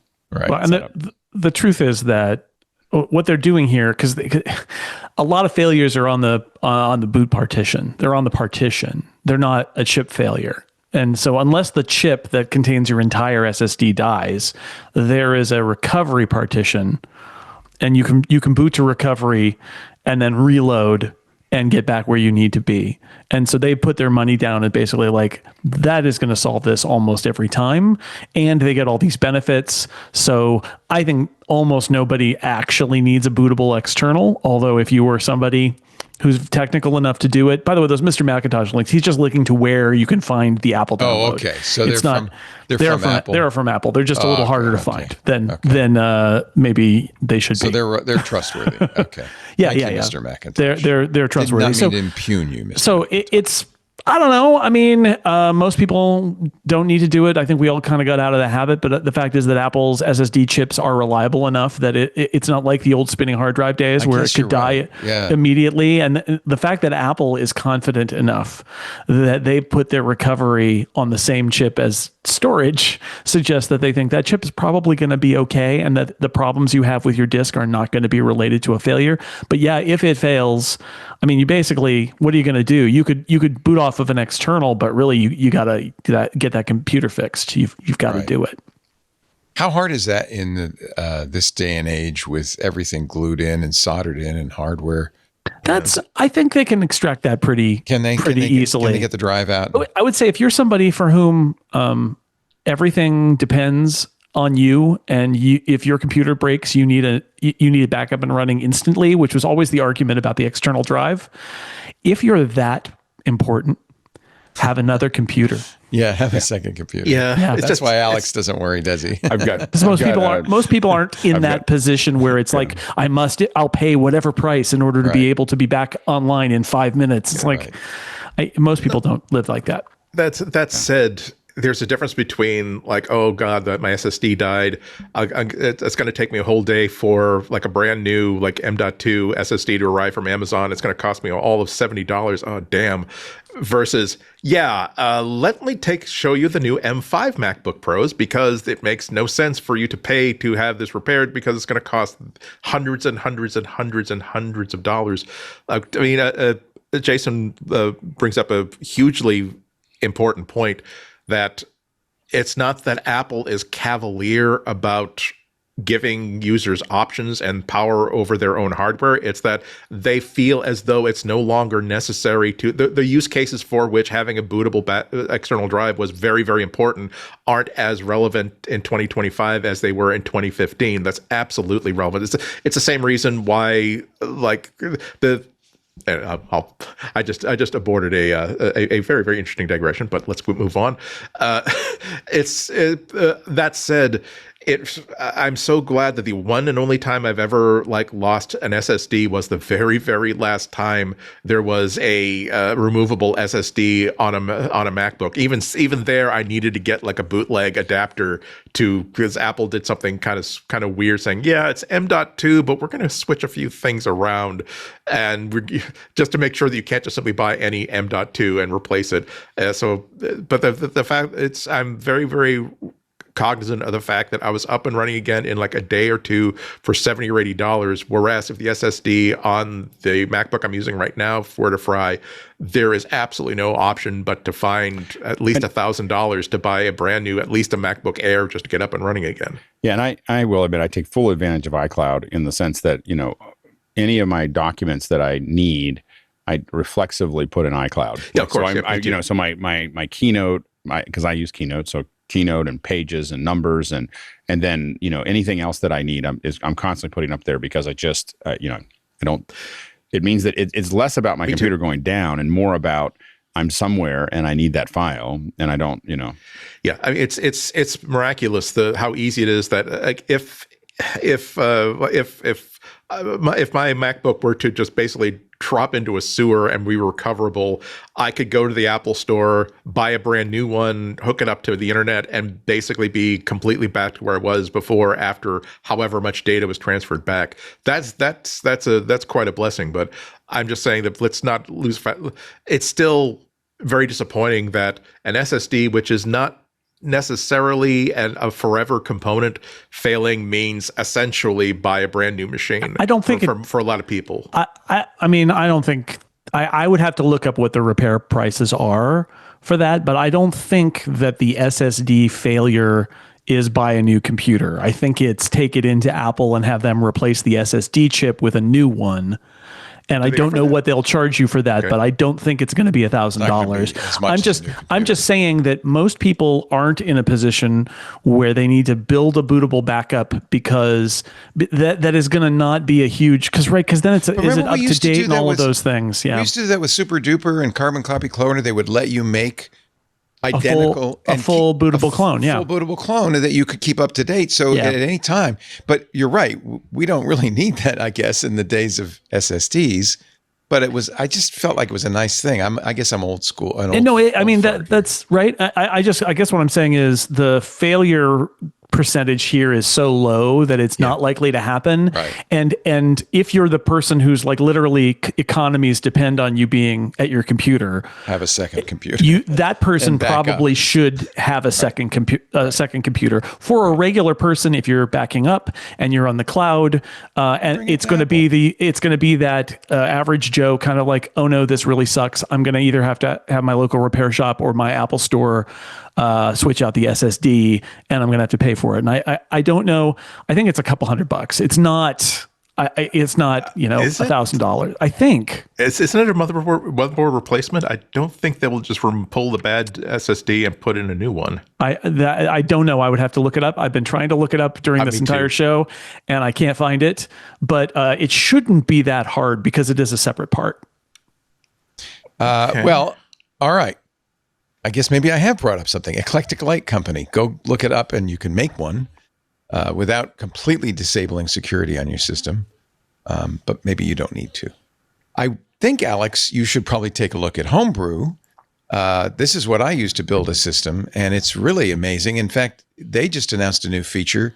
You can install Flatpaks with it. So Homebrew, which is a package manager for the Macintosh, it also can be used on Linux. I don't use it on Linux. But I do. I usually think of Homebrew as something like I'm going to put something heavy like FFmpeg or something else. No. So listen up. You can now I've done this for a while. You create something called a brew file, which it's a manifest of everything installed in your system, including apps, Mac App Store packages, GUI packages, DNG files, and so forth. And then with that brew file, which I always save off, you can run it with the brew bundle command and it will reinstall everything. And now with their new release 5.04 this week, they support an additional format called Flatpaks, which were very big in the Ubuntu world and in the Linux world. But now you can install other apps, and this is on the Mac as well as on Linux. You can have a single script that will install everything for you. And it's even a configurable script with variables and if statements and so forth, so you can make it more sophisticated. I don't do that. I just dump out a brew file, and then I have it, and I store that externally. Actually, I put it in Notion. And then if I need to rebuild a Mac or I get a brand new Mac, I have to admit, restore. For me, it is a little bit painful. I don't update my computers very often, and usually when they get updated, they kind of slowly just get what they needed. Like I usually don't try to reproduce everything that I had.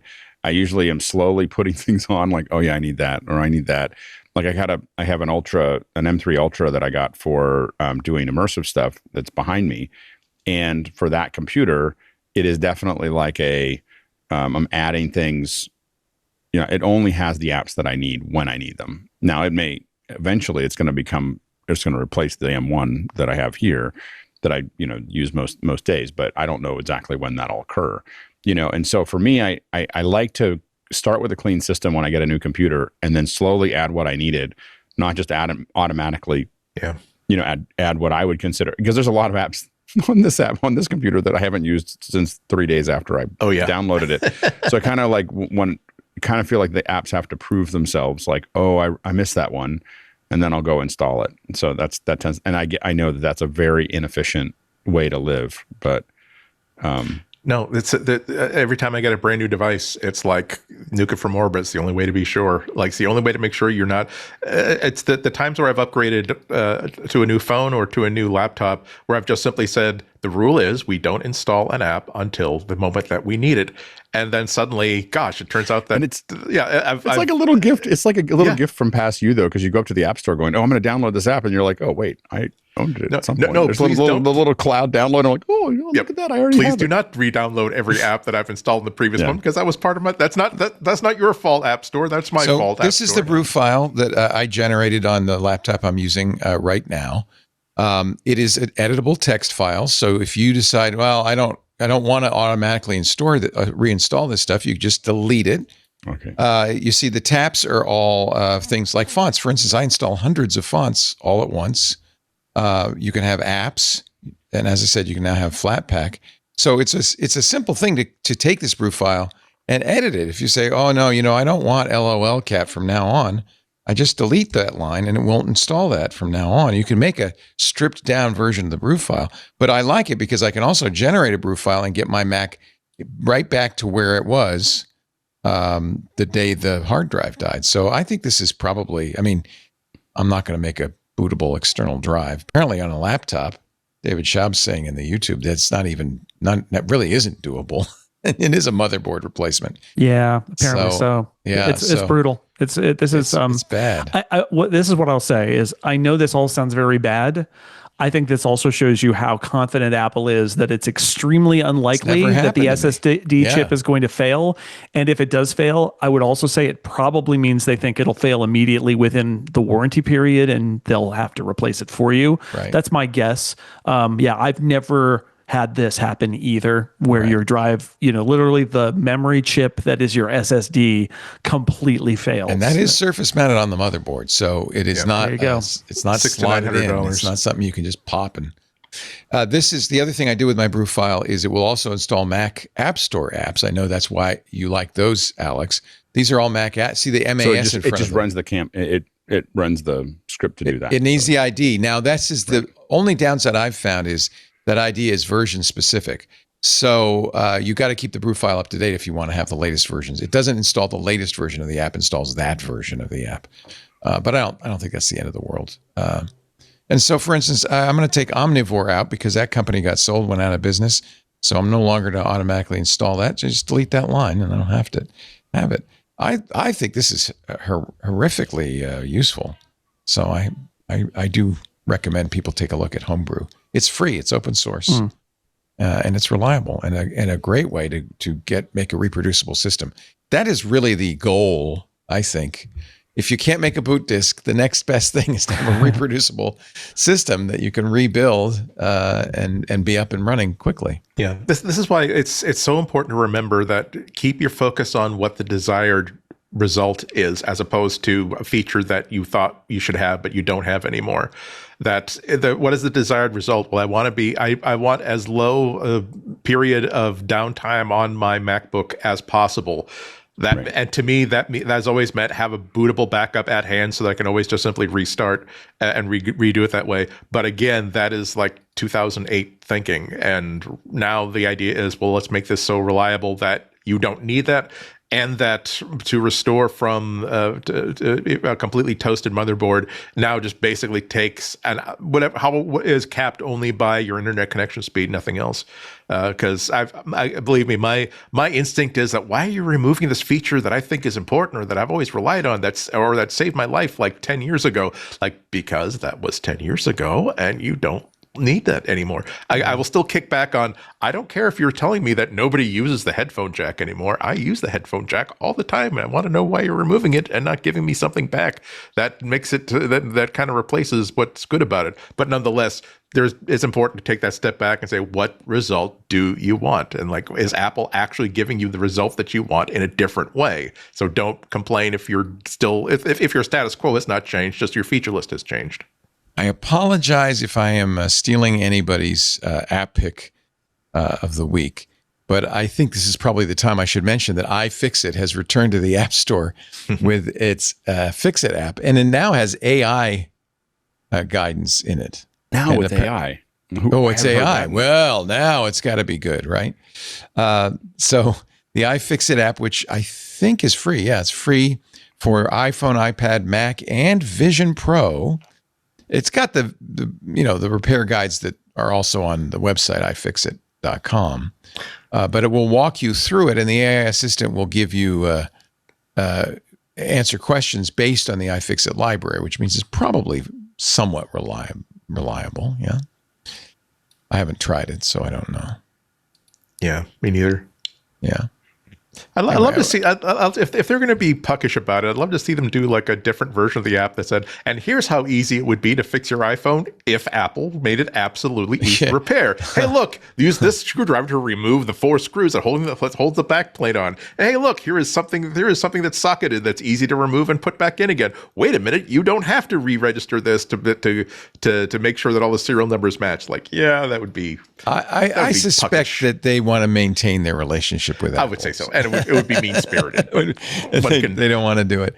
But it's where I know I probably should download this onto my iPad. Your Pocket Repair Genius. It'd be good to have it. I must stand corrected. The article I read said it was available for the Mac. I don't believe it is. It's just iPhone and iPad. If you have the Mac, you could just go to their iFixit website, but you wouldn't have the Pocket Genius. But you can't put your Mac in your pocket anyway. All right, a little break and more to come. You're watching MacBreak Weekly with Andy Anako, Jason Snell of sixcolors.com, Alex Lindsay, Office Hours Global. Our show today brought to you by our friends at OutSystems, the #1 AI-powered low-code development platform. That's a lot of buzzwords all stuck together. Let me explain. Organizations all over the world are actually creating their own custom apps and AI agents. And they're doing it the easy way, the right way, with OutSystems and the OutSystems platform. And there's good reason for that. OutSystems is all about outcomes, helping teams quickly deploy apps and AI agents and deliver results, and lots of success stories. You'll find them all on the website. They helped a top U.S. bank deploy an app for customers. Yes, it can be customer-facing as well to open new accounts on any device. By the way, the results are fantastic. It delivered a 75% faster onboarding times. They can also do internal apps. They helped one of the world's largest brewers deploy a solution to automate tasks and clear bottlenecks, which delivered a savings of 1 million development hours. They even helped a global insurer accelerate development of a portal, an app for their employees, which delivered a 360-degree view of customers and a way for insurance agents to grow policy sales. You've probably been in a situation where you're thinking, I wish we had an app to do this task that we have to do over and over again, but I don't want to go out and buy one. It's going to be too generic. It's just going to need too much customization or be too hard to learn. And I certainly don't want to build one because that's just a nightmare, expensive, time consuming. We've gone through the build versus buy conundrum here at Twit many times and usually chose wrong, I might add. But now there's a third way. Low code plus AI, the OutSystems platform. It's a game changer for development teams. With AI-powered low code, you're not vibe coding exactly, you're low coding using the help of AI. So you're getting great, robust custom applications that are exactly what you need. They're future-proof because it's easy for you to change them and update them. And you're getting AI agents, and you're all getting it at the speed, getting all of that at the speed of buying. Plus, because it's OutSystems, it comes with all of the platform stuff you really need and want. Automated architecture. Yes, absolute security built in. You've got integrations with other tools you use, data flows, permissions, all that stuff that you would want. Just comes, it's just table stakes with OutSystems. With OutSystems, it's so easy to create your own purpose-built apps and agents, you no longer have to consider off-the-shelf sameware software solutions again. OutSystems, the #1 AI-powered low-code development platform. Learn more about them at outsystems.com/twit. That's outsystems.com/twit. We thank them so much for the support of MacBreak Weekly. Did you see the new Pebble ring? I guess this is not exactly an Apple story, although I know a lot of Andy, you use a Pebble watch or no? You were thinking about it, I think. I want to get one of the new ones. I broke up my old one when that news came out, but yeah.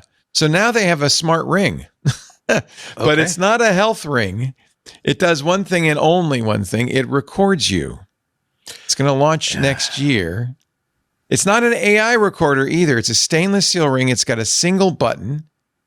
You press and hold the button, which activates the microphone on the ring, after which you can whisper into it, speak anything from reminders or to-do lists, and that's it. No health tracking, no sleep tracking, no notifications. It's $75 right now at an introductory price. I think it's going to be $100. That's all it does. I don't know. This has become such a huge category in the past year. Just a device that records your every. This is the exact same thing, but basically, how about a microphone? How about a microphone and recorder that you just basically keep using all the time? Where the default, the default, and it does have AI to the extent that it will transcribe. It's kind of like a ring for drafts. I've used drafts for years as a way to get text in. It's kind of like that. And by the way, it's not rechargeable because they say the battery lasts forever. You never need to recharge it. You never can recharge it. The battery lasts for years. That's understandable if you're using it intermittently throughout the day. Right. But yeah, it's still kind of, and it's only $75. I don't and like no subscription. Right. The biggest thing I don't like about rings is that they are just basically built to be e-waste because they can't be repaired. Ugly too, by the way. You have to wear it in your index finger, and this is not going to inspire. It's not jewelry. Yeah. This is, I don't know. This is just something that kind of concerns me about, like, 10 years from now. Are we going to be, is the marker of being Gen X saying, I just think it's weird that people just always have recording devices where that are recording the audio of everything around them at all times. Like, oh, come on, Gen X. What's hey? I don't want anybody to record me. I'll get over it, Grandpa. If I'm having a conversation with you, just like, a regular conversation, do I have to be concerned that, like, you're recording this and not because you are trying to do anything insidious, but simply because, of course, no, I have this thing in my pocket that records, like, all because, I want to be able to remember, like, what was discussed, or I remember where I was, things like that. Yeah, but I'm not happy with the idea that I always have to feel as though I'm on the record when I'm talking about everything. Like, do I have to worry about that without you wearing, like, a little, like, button that says, beware, I'm recording you right now? And I've said this before, but in the 90s, my father, is a lawyer. But in the 90s, people would come to him with a car crash. I was in a car crash. I don't think it was my fault. Very first thing he would do was subpoena the cell records. This is before everybody had a phone. Right. But if they had a cell phone and they were on it, I win. Like that was it. And so the because the insurance company will just let it go and they'll just say, okay, we'll write it off. And I think that left a lasting impression. Good tip.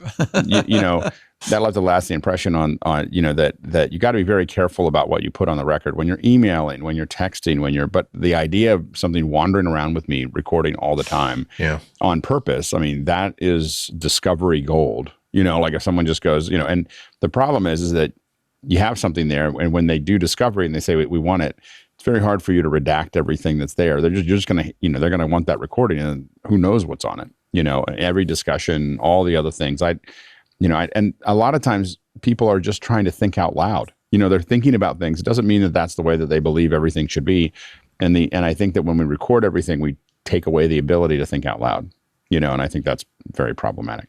Yeah, but again, just the loss of the idea of a casual conversation, where like there are things that I will say to you, Alex, in person that I would not say on this podcast, because if I'm saying it for the podcast, I have to have that little preprocessor that says I have to make sure that for the purposes of this being part of the public record, I'm being very, very clear and specific about my intent. Whereas, like, we've been friends for a mighty long time. You understand my intent. You understand my meaning. However, out of context, it might sound like, wow, what a petty and cheap thing for Andy to say about that thing. Like, anyway. Are you fans of Sneaky Sasquatch? Your kids fans? It's not a great game from my point of view, but it's very, very I tried popular. it once. Yeah. So if you are, or you know a kid who is a Sneaky Sasquatch fan, apparently you can spot a Sasquatch at a Today at Apple session, or join a dance party on the big screen at select Apple Store locations. Families can sign up for a kids draw with Sneaky Sasquatch session. Now they're making it even harder to spark some creative fun. Kids can help Sasquatch create a festive party scene on the iPad using drawing tools every weekend through January 6th. I didn't even know this. Apple stores apparently have an Apple Arcade Bay where you can play the game as well. In Los Angeles, there is an interactive installation that opens to the public Friday and Saturday. To join Sneaky Sasquatch at Apple, December 12th and 13th. Okay? Yeah. Don't Exciting. Consider yourself warned. There will be a Sasquatch in the store. I don't think we say it often enough. Every time I walk in by an Apple store or walk into an Apple store, when you think of so many people having trouble with retail, and it's just this crazy hive of activity. There's people like, you walk in and there's people like learning on they're taking a class over here and figuring stuff out and buying stuff. And I think a lot of companies it would be good to study that a little bit more. I know people have done studies, but I believe it still makes more money per square foot than any other retail outlet in the world. But a lot of it is that it is Apple's hub. It's your point of contact with Apple. And you have, the other thing you notice is that when you're there, everybody really knows what they're talking about. Like, very well trained, like it's not just someone that they hired and said, okay, we're going to put you out in front. You get the impression that everyone got trained pretty heavily, both in how to interact with people, but also about the products and about how to make things work. And it's just a really, I just find that it's just such a huge success. It's a success story that goes far, far beyond simply retail. It's like every time I go into an Apple store, particularly one that's like one of the big like dedicated Apple stores, it feels like visiting the expat community in a foreign city, where it's like I know that if I go to America Town in this city, in this part of the city, if I order a hot dog, it will not be like a sausage on a different. It will be a hot dog made with chemicals and meat with all kinds of relish and chopped onions and things on it. When you go to an Apple store, you know that, okay, I know where I am. I know that this is part of my community, to the extent that Apple still has like a separate community. But it's like, okay, everything will make sense within my understanding of myself as a Mac user or an iPad user or an iPhone user. And as you say, people can just like, it's one of the reasons why it's like I kind of regret that malls are dying.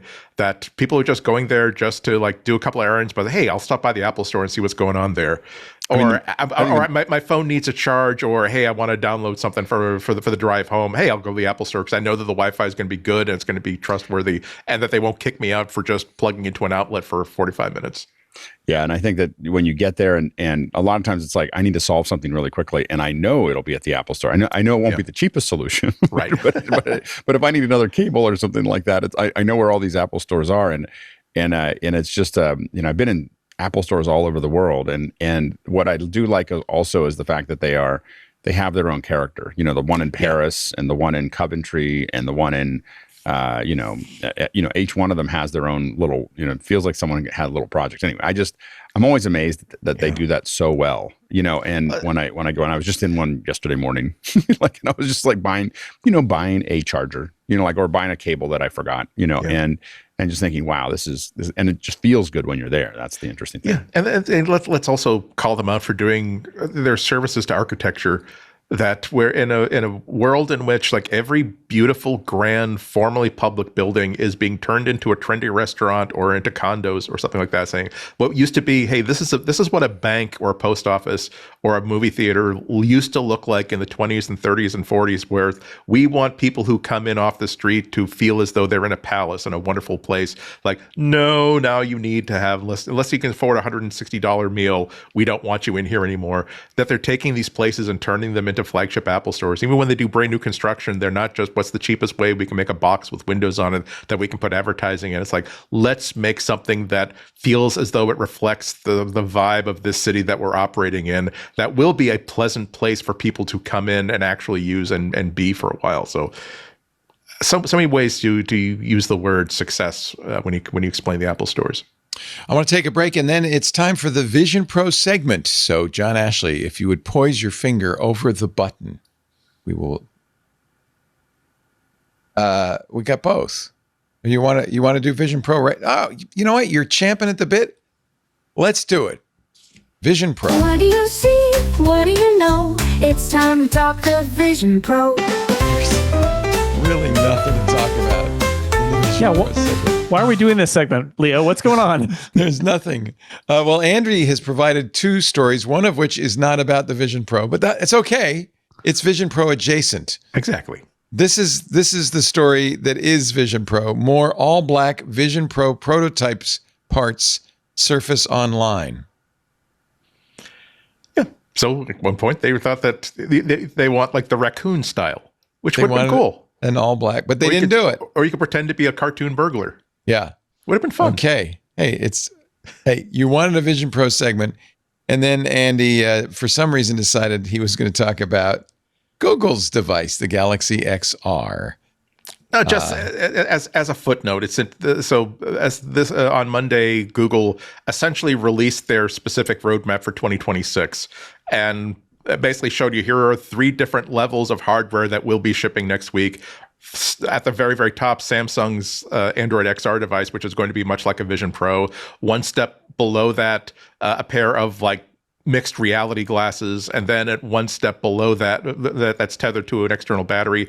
Interesting trick. The battery also has an integrated trackpad into it, which I thought was interesting. And at the very, very bottom, here is a very, very subtle pair of like Meta style glasses that will have like a monocular display that will essentially, which I think is the sweet spot for this kind of device, where no, it's not supposed to be like a mixed reality situation, but at times where it's relevant for an app on the device or on your phone to give you a live display of a map or show you a notification or show you a live translation. There is like a 2-color or 3-color simple projected display on one lens that will actually give you that information and then be turned off when it's not actually relevant at the moment. So I just thought it was interesting as it's not to say that Apple is not working on all of those things. It's just that, again, differences between Google and Apple philosophically, they're perfectly fine to say because they need to have so much sign-on to get Android XR support from hardware and software developers. Here is specifically what will be shipping in 2026 after a year or two of basically fainting towards here's what we think the ecosystem is going to look like. And that's your Vision Pro segment. Now you see, now you know, we're done talking the Vision Pro. That wasn't so bad, was it? It wasn't so bad. That wasn't so bad. I'm struggling here. F1 comes out this weekend for free on Apple TV. I have not yet seen it.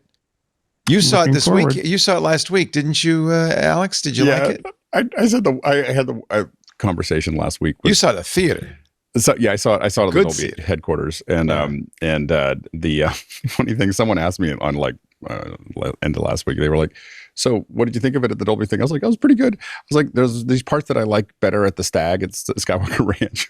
And I was like, "I'm in a different world when it comes to watching movies." Oh, the Stag is a nice theater at the Lucas it's very Ranch. different. The I've Dolby been to the theater, Stag. the audio in the Dolby theater, the Dolby headquarters theater is crisper, and the screen, the images is more detailed. than the Stag, but the Stag there's something about sitting in there that's the Lucas design super sound. special. See, So it was kind of half, a little bit of both.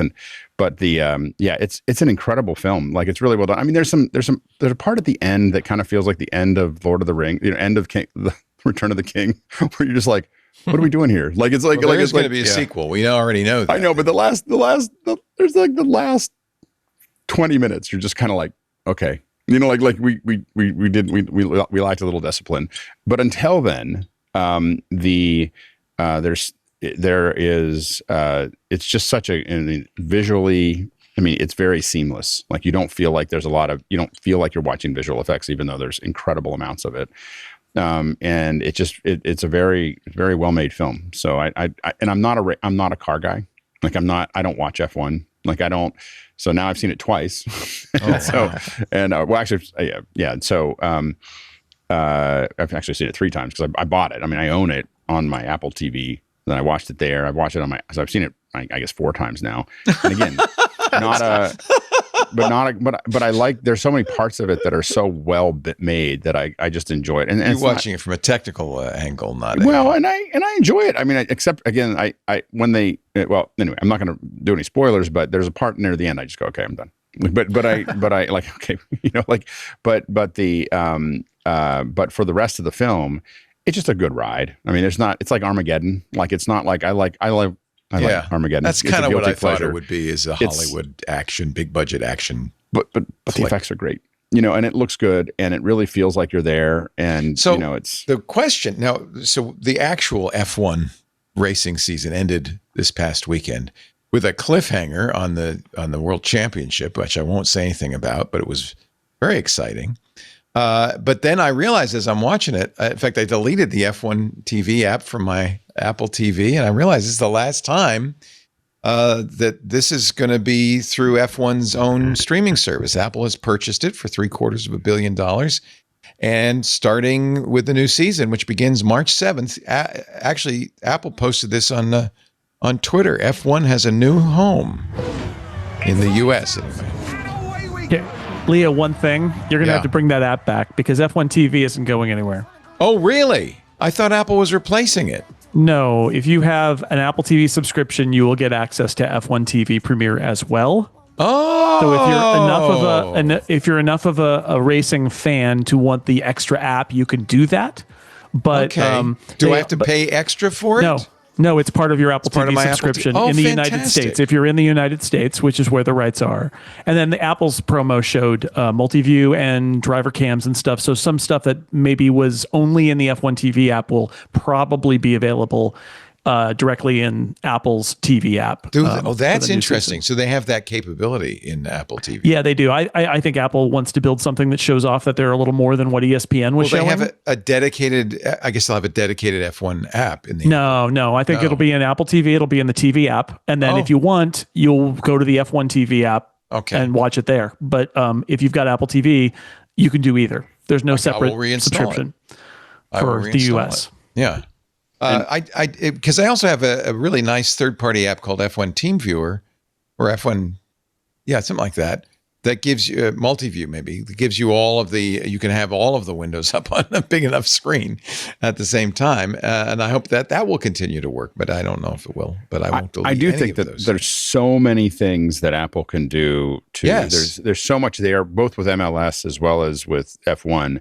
There's just a lot of potential energy there between immersive and 3D and all of the different things that Apple could be doing, and all these extras, because you're not connected to just a linear channel, being able to add so many other things to the experience. And I think part of it's understanding the teams and interviews and behind the scenes and everything else that I think that I'm hoping Apple takes advantage of that. I have no idea. So far, I feel like MLS has not taken a heavy advantage of that process. I agree. And so baseball did not either. I was a little disappointed. There is an opportunity. I wonder if, did they say anything about the broadcast team or anything? Are they just going to keep everybody? So the promo for the real Kremlinologists of the F1, like my podcast partner Mike Hurley, the audio they used in the promo is the F1 TV announcers, not the Sky announcers Not from Crofty. the UK. Okay. But Apple hasn't made any announcements. And what I said is, if they have their own broadcast team and are not using that F1 English broadcast team, they wouldn't announce it in a promo video. So if they do have an announcement of new talent to be made, they haven't made it. I imagine they will certainly have their pregame and postgame people who will be doing Apple stuff, and that they'll do that. But the question is, will the race have one of those English language feeds that's familiar, or is Apple going to build their own just for the US? We don't know. Yeah, which they did with baseball, and it was not very satisfactory. Well, and I think it's baseball's a hard. totally different deal. They're using MLB's production arm, and then they brought in different announcers, many of whom had relationships existing with MLB Network, and they're using their cameras. And this is a little different in that it's the F1 relationship. They did hire all the announcers for MLS, so it's a little more like that, probably. So the screenshots are interesting. I mean, you got onboard driver cameras, which is great. You get multi-view, which is great. It will work on Apple TV, iPad, and Apple Vision Pro. That's interesting. We should have been in the segment anyway. They've got multi-view already built, right? So why, if you've got multi-view sitting there and you've got F1 and you know that there are other cameras, it's like, is the average F1 viewer going to pop up a couple of alternate camera angles along with the main race? Probably not. But I think if you're Apple and you want to show off your technical prowess and say, we're not ESPN, we are software, so that we can do special things. ESPN was doing the, press the red button, which is on a Sky TV. And so ESPN are like, what red button where? Like Apple will not do that. Apple will let you have an interface to pull this stuff up. And if they've got access to multiple video streams and they've already built a multi-view feature for tvOS, well, this is why F1 why would you not? Is in fact really a more interesting play for them than MLS or Major League Baseball was, because every F1 car has terabytes of data streaming off it every it's a good fit. It's a good fit for Apple software. High-tech operation. So many also because there's so much money in F1 right now that it's not, if they were to mess around with people's access to MLS, that would be a worldwide revolution and Apple would burn. As opposed to F1, which is still it's an international sport. However, it is a sport with lots and lots of money in it, and they can basically create a whole bunch of features that require a lot of new fancy hardware, including a Vision Pro, in order to really appreciate it. And I think that it's exciting because this is the sort of skunk works where when it comes time to figure out how can we enhance Major League Baseball, how can we enhance soccer, how can we enhance more routine sports, all of this information and all this knowledge, not just about the technology, not just about the streaming, but also what features and what goodies our audience is actually eager to get that will actually enhance the experience. All that stuff is going to feed down into the broadcast experience. So it's a perfect fit, and interesting to see what's going to happen 3 years from now from what Apple learns from this. iPhone App of the Year. It has been announced in the App Store Awards. It is Timo, which turns your chaotic calendar into a timeline of soothing colors. Yeah, no, thank you anyway. Don't really want that. iPad App of the Year, Detail. Something about storytelling. It's an AI video editor. Okay. Have you tried that, Alex? Do you know anything about it? Nope.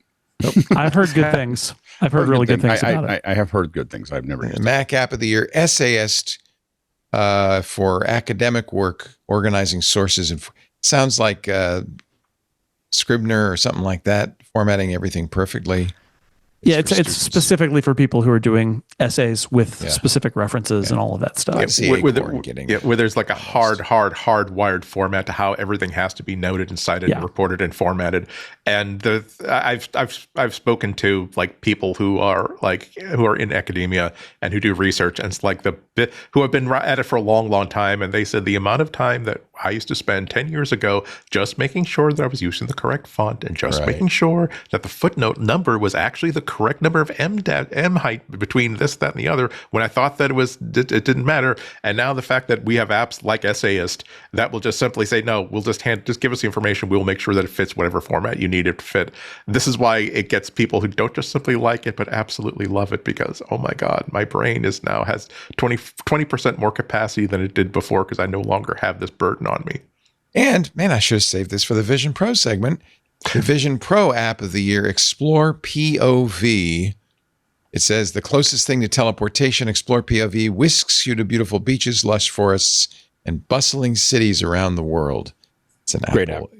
Is it? Yeah. And James has been doing that. He's out of I think James New Zealand. Hustler.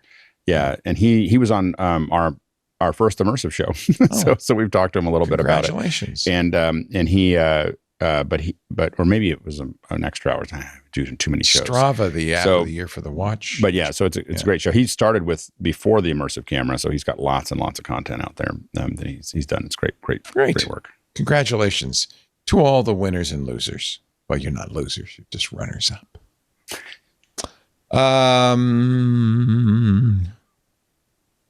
Big Golden Globe haul for Apple TV. F1 Golden Globe nomination along with Severance, Pluribus, Slow Horses, The Studio, and Morning Show. The Golden Globes are not the most prestigious award in the world, but F1 nominated for cinematic and box office achievement and best original score by Hans Zimmer. Severance, best television series, best performance by a male actor, Adam Scott, best female actor, Britt Lower. Tremel Tillman, best performance by a male actor in a supporting role on television.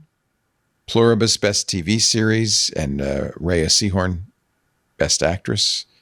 Slow Horses, best TV series. Because Apple's going to be competing against itself. 3 nominees in the best TV series drama.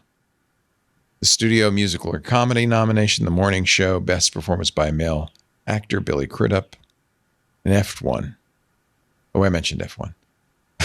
It looks like it's a box office. It's an award for the box office. Yeah, they had that category a few years ago. It's the Golden Globes. It's like if we don't have awards for movies that are just plain popular and made a lot of money, we will not get the stars of those. Well, we will not get Scarlett Johansson in to be on the telecast. Right. So hosted by Nikki Glazer. If Is Ricky she back Gervais, again this year? Yeah, if Ricky Gervais made you uncomfortable, hold on to your. Yeah, she did it last lug year. nuts. It was not bad. It's not bad.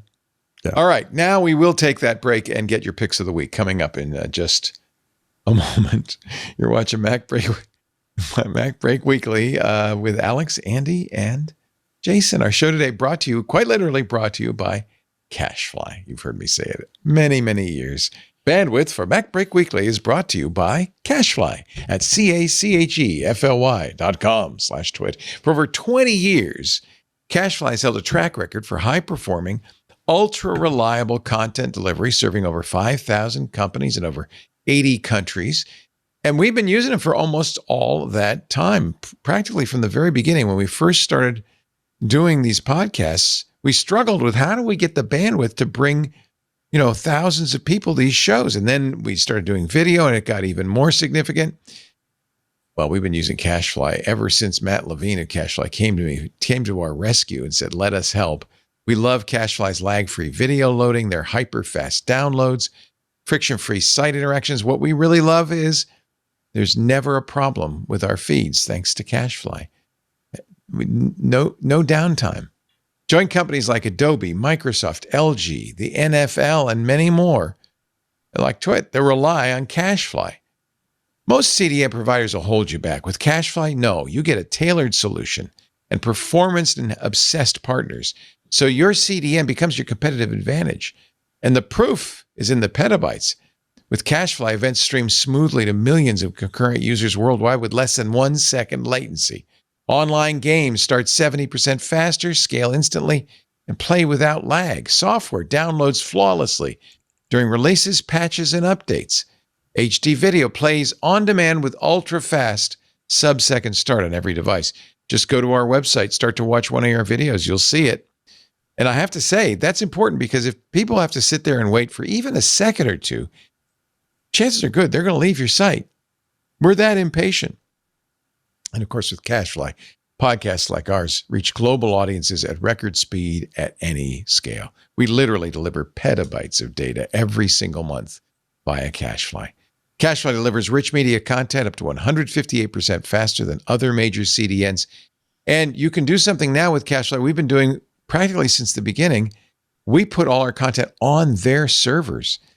You can now shield your site content in their cloud, which means you never have a cache miss. You have a 100% cache hit ratio, and that means even better performance. The other thing we loved about CacheFly, we didn't know when we started doing it, what was our peak bandwidth? How much demand was there going to be? It was all a question mark. CacheFly is incredibly flexible. Month-to-month billing for as long as you need it, discounts for fixed terms once you're happy, and you never have to worry about service overlap. They will let you design your own contract when you switch to CacheFly. It was a big thing for us. CacheFly, it's like gaining the extension of your team. And that's important when your entire business model depends on delivering massive content. You cannot afford to do it on your own. You got to have CacheFly. And man, their service, incredible. Personalized help anytime from a tenured expert who gets it. Smart engineers, engineer to engineer, 24/7. Learn how you can get your first month free at cachefly.com/twit. That's CACHEFLY.com/twit. Thank you, CacheFly. Picks of the week. Let's start with you, Jason Snell. All right, I'm gonna blow everybody's mind. I'm gonna make a meta pick. I'm gonna pick mbwpicks.com. He's picking the picks. The place where you can find all of our picks. It's done by a guy named Paul Mason, who is making a lot. I don't know how much money from Amazon associates. Oh, by good. putting these links there. I'm glad. Good. It's very helpful to us. I will say we don't pay him for it. I will. Yeah, I've never this is met his him. compensation. I will say maybe to Twit management that this could be a business model for a different site that's more official. But hey, Paul Mason is doing it I'm in the not meantime. taking away from Paul. He's and been the doing this for reason years. in particular that I'm going to recommend Paul's site, not only do we rely on, or I can't say we, I rely on it to make sure that I'm not repeating myself, but he just broke out the most sales of items from his site anyway that we recommended in 2025. And you like this because you're number one, aren't you? I am number one in the ranking, although Alex has more picks on the list. It's of the top 20, but so these are the best-selling picks from the year at MacBreak Weekly of people clicking through from MBW picks anyway. That's right. fantastic. So number one is a bunch of zipper bags that I recommended that you put your cables in. Number two is that neat USB-C power meter that Andy recommended. Number three is a laptop charger from Anchor that Andy recommended. Number four is the Big Larry work light. I'm one of the people who bought that from that link from Alex. And number five was the Pentel Presto Jumbo Correction pen. I bought those from too. Andy. Yes. Yeah, yes. I buy a dangerous amount of MBW picks. And so mbwpicks.com, you can find them all. And I love the top 20. It's what a way to like revisit what we've done in the last year and see which ones resonated with at least a portion of our audience. I bought that awesome. Tanganda tea, by the way. So Alex. good. It's very Man, delicious. They're probably wondering. They're all of a sudden, the how did we sell Zimbabwean so tea many of company is this? selling all this tea. Where did all this tea go? Look at this. Hey, Paul, thank you. I've never great. never even talked to him. He's been doing this forever. And I do the same thing. Anything that isn't released immediately, I'm gonna go, oh, have I talked about this before? And that's the site I go to. Yeah. Here's the rankings. Popular picks by host. Number one on the list, Alex Lindsay, 6 picks. Andy's 5, Jason's 5. I'm 2, which is amazing since I rarely pick anything. Shelley Brisbane got 1 and Stephen Robles got 1. Very nice. That's nice. And of course, every episode, when we do pick something, it shows up here. And yes, I'm glad he's getting an affiliate. That's great. Yep. Yeah, it's good. He's putting a lot of work into this thing. That's Yes. right. And it's such a great resource for us and for listeners. I mean, so yeah, if you haven't already bookmarked it, dear listener, mbwpicks.com, when you have that moment of like, what was that? Like Paul Mason has done the work for you. Thank you, Paul. Thank you. But now Paul has to put himself yes, on Paul, his site. You are picked. So I expect a link on mbwpicks.com to mbwpicks.com. MBW picks. That'd be hysterical. And then it's Skeletor all the way Inception. down. Yep. Andy Anako, pick of the week. After Labor Day, my picks are on a very, very tight and important schedule. And sometime in October, I'm going to be picking It's the Great Pumpkins, Charlie Brown, because I need people to know that the free weekend is starting. November, I'm going Wait a minute, to be that's a Halloween. No, I'm not. I'm building up. I'm building a pyramid here. Okay. In November, I'm going to have to say one of the picks is going to be it's a Charlie Brown Thanksgiving again, because I want people to know when the free weekend is. And in December, it's time for me to pick Charlie Brown Christmas, because the free weekend is this weekend, Friday and Saturday. You can go on Apple TV and watch it and stream it for free. The Apple will you don't need an Apple TV trial account or anything. They don't even ask for you to sign up for anything. You don't need a credit card. You can just simply go to tv.apple.com, go to the landing page. All you need is you do need an iCloud account, but it's not like you have to drop a credit card at any point and remember to cancel something or just scoop So anything. weird to see this in 4K. It really is, because it was remastered so well, because especially if you're Generation X and you basically spent your childhood looking forward to it every year on like broadcast television, on like a 19-inch screen with 380 snow and interference and herringbone. And now you can actually see it where you can actually see there. It doesn't, if you freeze frame it, it looks like you see a photograph of a cell setup with shadows on the downlit end of it. And you were seeing details you have never seen before. 1965 this came out. I was 9 years old. It is the 60th anniversary. Wow, 60 years ago. Wow. A Charlie Brown Christmas. As part of the coverage of the 60th anniversary, it's revealed that yes, sales of aluminum trees like nosedived when this show became like popular, because again, of course, of Lions and Charlie Brown like saying, "Oh, it's not such a." But I didn't even know they made real trees anymore. Although I will say that if you have more than one Christmas tree in your house, like a solid aluminum pink Christmas tree would be pretty dope. Like as your second one, not as the big one you take the pictures next to, but like if you have a second one in the playroom, especially if you have cats and you don't want cats to like kill anything, aluminum cone that's pink would actually be quite nice. Thank you so much, Andy. And now finally, last pick of the week from Mr. Alex Lindsay. This one is brand new. I think it's this week. This is hysterical. Generate. It's called it's GENR8.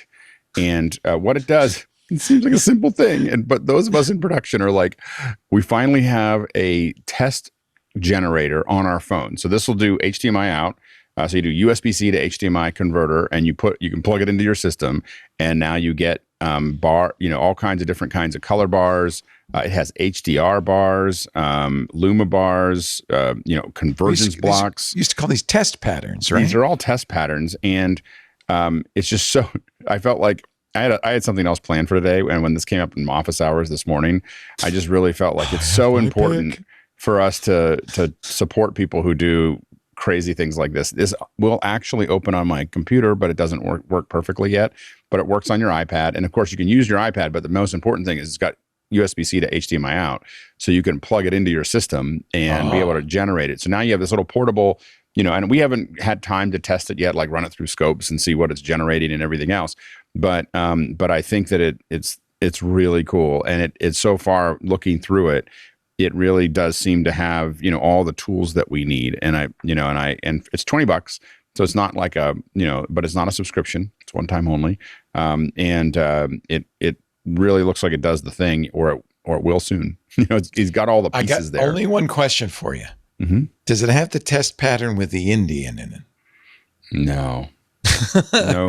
Did they have the cool BBC one where it's the girl with a creepy doll? No. Yeah, the puppets. I think it's got all. I think he tried to stay away from the hot potatoes. After he's like, I think I'm just going to do the ones that you need. Yeah. After the shows were over, they would play the Star Spangled Banner with a waving flag. They say, "This concludes our broadcast day on WJAR Providence," and then they would put this up for the next 12 hours. Yeah. Before they realized they could sell you things in the middle of the night. How often did I wake up to this? Yeah. I think they were I remember a little bit of it in my childhood, and then pretty soon they were like, hey, we could make money if we left it on, and crazy people we have our own of the night. John, Ashley, do you have the twit test pattern? Okay, we have our own version of the Indian head test pattern, which dates back to 1939. Very good. Gen R8. GEN, the letter R, the letter 8. It's $20 on the App Store. If you're a production person, worth every penny. You know. If you need it, you know. Yep. If you know, you know. Thank you, Alex Lindsay. I don't know if this is going to make it to MBW Picks top list. There's no affiliate. In fact, I apologize to Paul. None of the picks this week had affiliate. We were like, look at the great affiliate sales. And then None we're like, of this stuff could you get on Amazon. Not one of them. Yeah. Well, yeah, that's how you know this isn't a Badger game we're pulling. We're just legitimately whatever happens. Unless Paul's going to pay himself an affiliate fee for linking to his own site, in which case, have at it. Mr. Jason Snell, sixcolors.com, great site, the Upgrade podcast. You and Mike talked about the layoffs. Oops. Yeah, we did a whole episode about everybody leaving. Oops, all departures. Yeah, everybody leaving Apple and what it might mean. So people can check that out. Relay.fm. Yeah. And of course, sixcolors.com/Jason for all of the shows that he does. And Six Colors is a must read. Now you've got John Moltz, you've got Glenn Fleischman. Yeah. You've got Dan Morin, of course, Jason himself. It's a fun little gang over there. You've really got a team. Yeah, and I, by the way, I did send an email to Glenn. His surgery went well. Yes. He's feeling good. Yes. No pain at all, which is remarkable. Yeah, he's just got to kind of get back up to speed. But I think he threatened to turn in his next help. He does a Q&A column for us. So I think he threatened to turn in his next one next week, which means he will have, basically, he wrote ahead. It's that classic thing. It's like, how can you miss him if he doesn't disappear? Because he pre-wrote a bunch of columns. But he's doing great and he writes every week. And for our members, John Moltz, who has been writing funny stuff about Apple for a very long time, has a weekly wrap-up column that's full of jokes. You may remember him as the Macalope. Yeah, you may. You may not remember him as the Macalope, but he was the Macalope. I think it's okay. It's on the site. It actually says identity. If you click here, if you want to know who the Macalope is, it's John Moltz. That's who it is. It's me, John Moltz. Thank you, Jason. Thank you, Andy Anako. That's all I have to say about that. Thank you. Nako.bluesky.social, IHNATKO. Remember how to spell it. Someday that will be useful to you. I promise. And people want to know where you got your beautiful hat. Oh, well, it's just a standard like black hat. It does have a Woodstock clothing. Oh, look at that. You've got a pin on it with Woodstock. Now that's showing your affiliation. There you go. With actually, Charlie Brown. It's a little bit sun fade. I perhaps should. Maybe next pick of the week will be another. You know what? When I see a baseball player with a hat that's not sun faded, I said, "Dude, you need to get out there and do some pepper." I'll call it my rally cap. There you go. Turn it upside down. Alex Lindsay, officehours.global. God, a constant stream of information about media production and more. It's at officehours.global, and you can join in.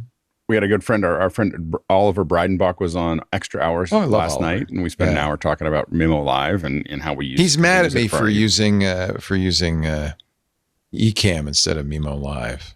So they're different. I think Ecamm's a little bit more approachable, and Mimo's probably got a couple more features. So so we use Mimo Live for some of our evening shows, but we also use Ecamm and Vector. So we use a lot of different things as we kind of work through it. But he was on last night talking through it. We got a good chat. I am also this little drawing package. I'm trying to beat Andy out. So I think we've both been working on our project for about the same amount of time. Telestrator time. Telestrator. So it's not quite out yet. Hopefully we're just waiting for the approval. So it'll be next week or the week after. Alex is our own John Madden. Minus the turducken. Yeah. So anyway, that hopefully will come out in the next week or two. Nice. Very nice. Thank you, Alex. Thank you, Andy. Thank you, Jason. A special thanks, of course, to our club members. Man, we appreciate you, especially this time of year. You've made a big difference in 2025. 25% of our operating costs come from your memberships. And I just want to say thank you. We really appreciate what you've done. If you're not a member, this is a good time to join. We've got a 10% off coupon through the December 25th. We've got a 2-week free trial. Lots of reasons to go to twit.tv/clubtwit. Ad-free versions of all the shows, access to the Discord, all the special programming we do. And most importantly, the fuzzy feeling, the warm and fuzzy feeling of knowing you're supporting the programming you see here. We literally couldn't do it without you. Twit.tv/ClubTwit. Thank you for your support. We do MacBreak Weekly every Tuesday, 11 a.m. Pacific, 2 p.m. Eastern, 1900 UTC. You can watch us do it live if you're in the Club Twit Discord, but there's also YouTube, Twitch, X.com, Facebook, LinkedIn, and Kick. So plenty of places you could watch live, but you don't have to. It's a podcast, which means you can go to twit.tv/MBW to download it. That's the website. You can watch it stream live on that site as well.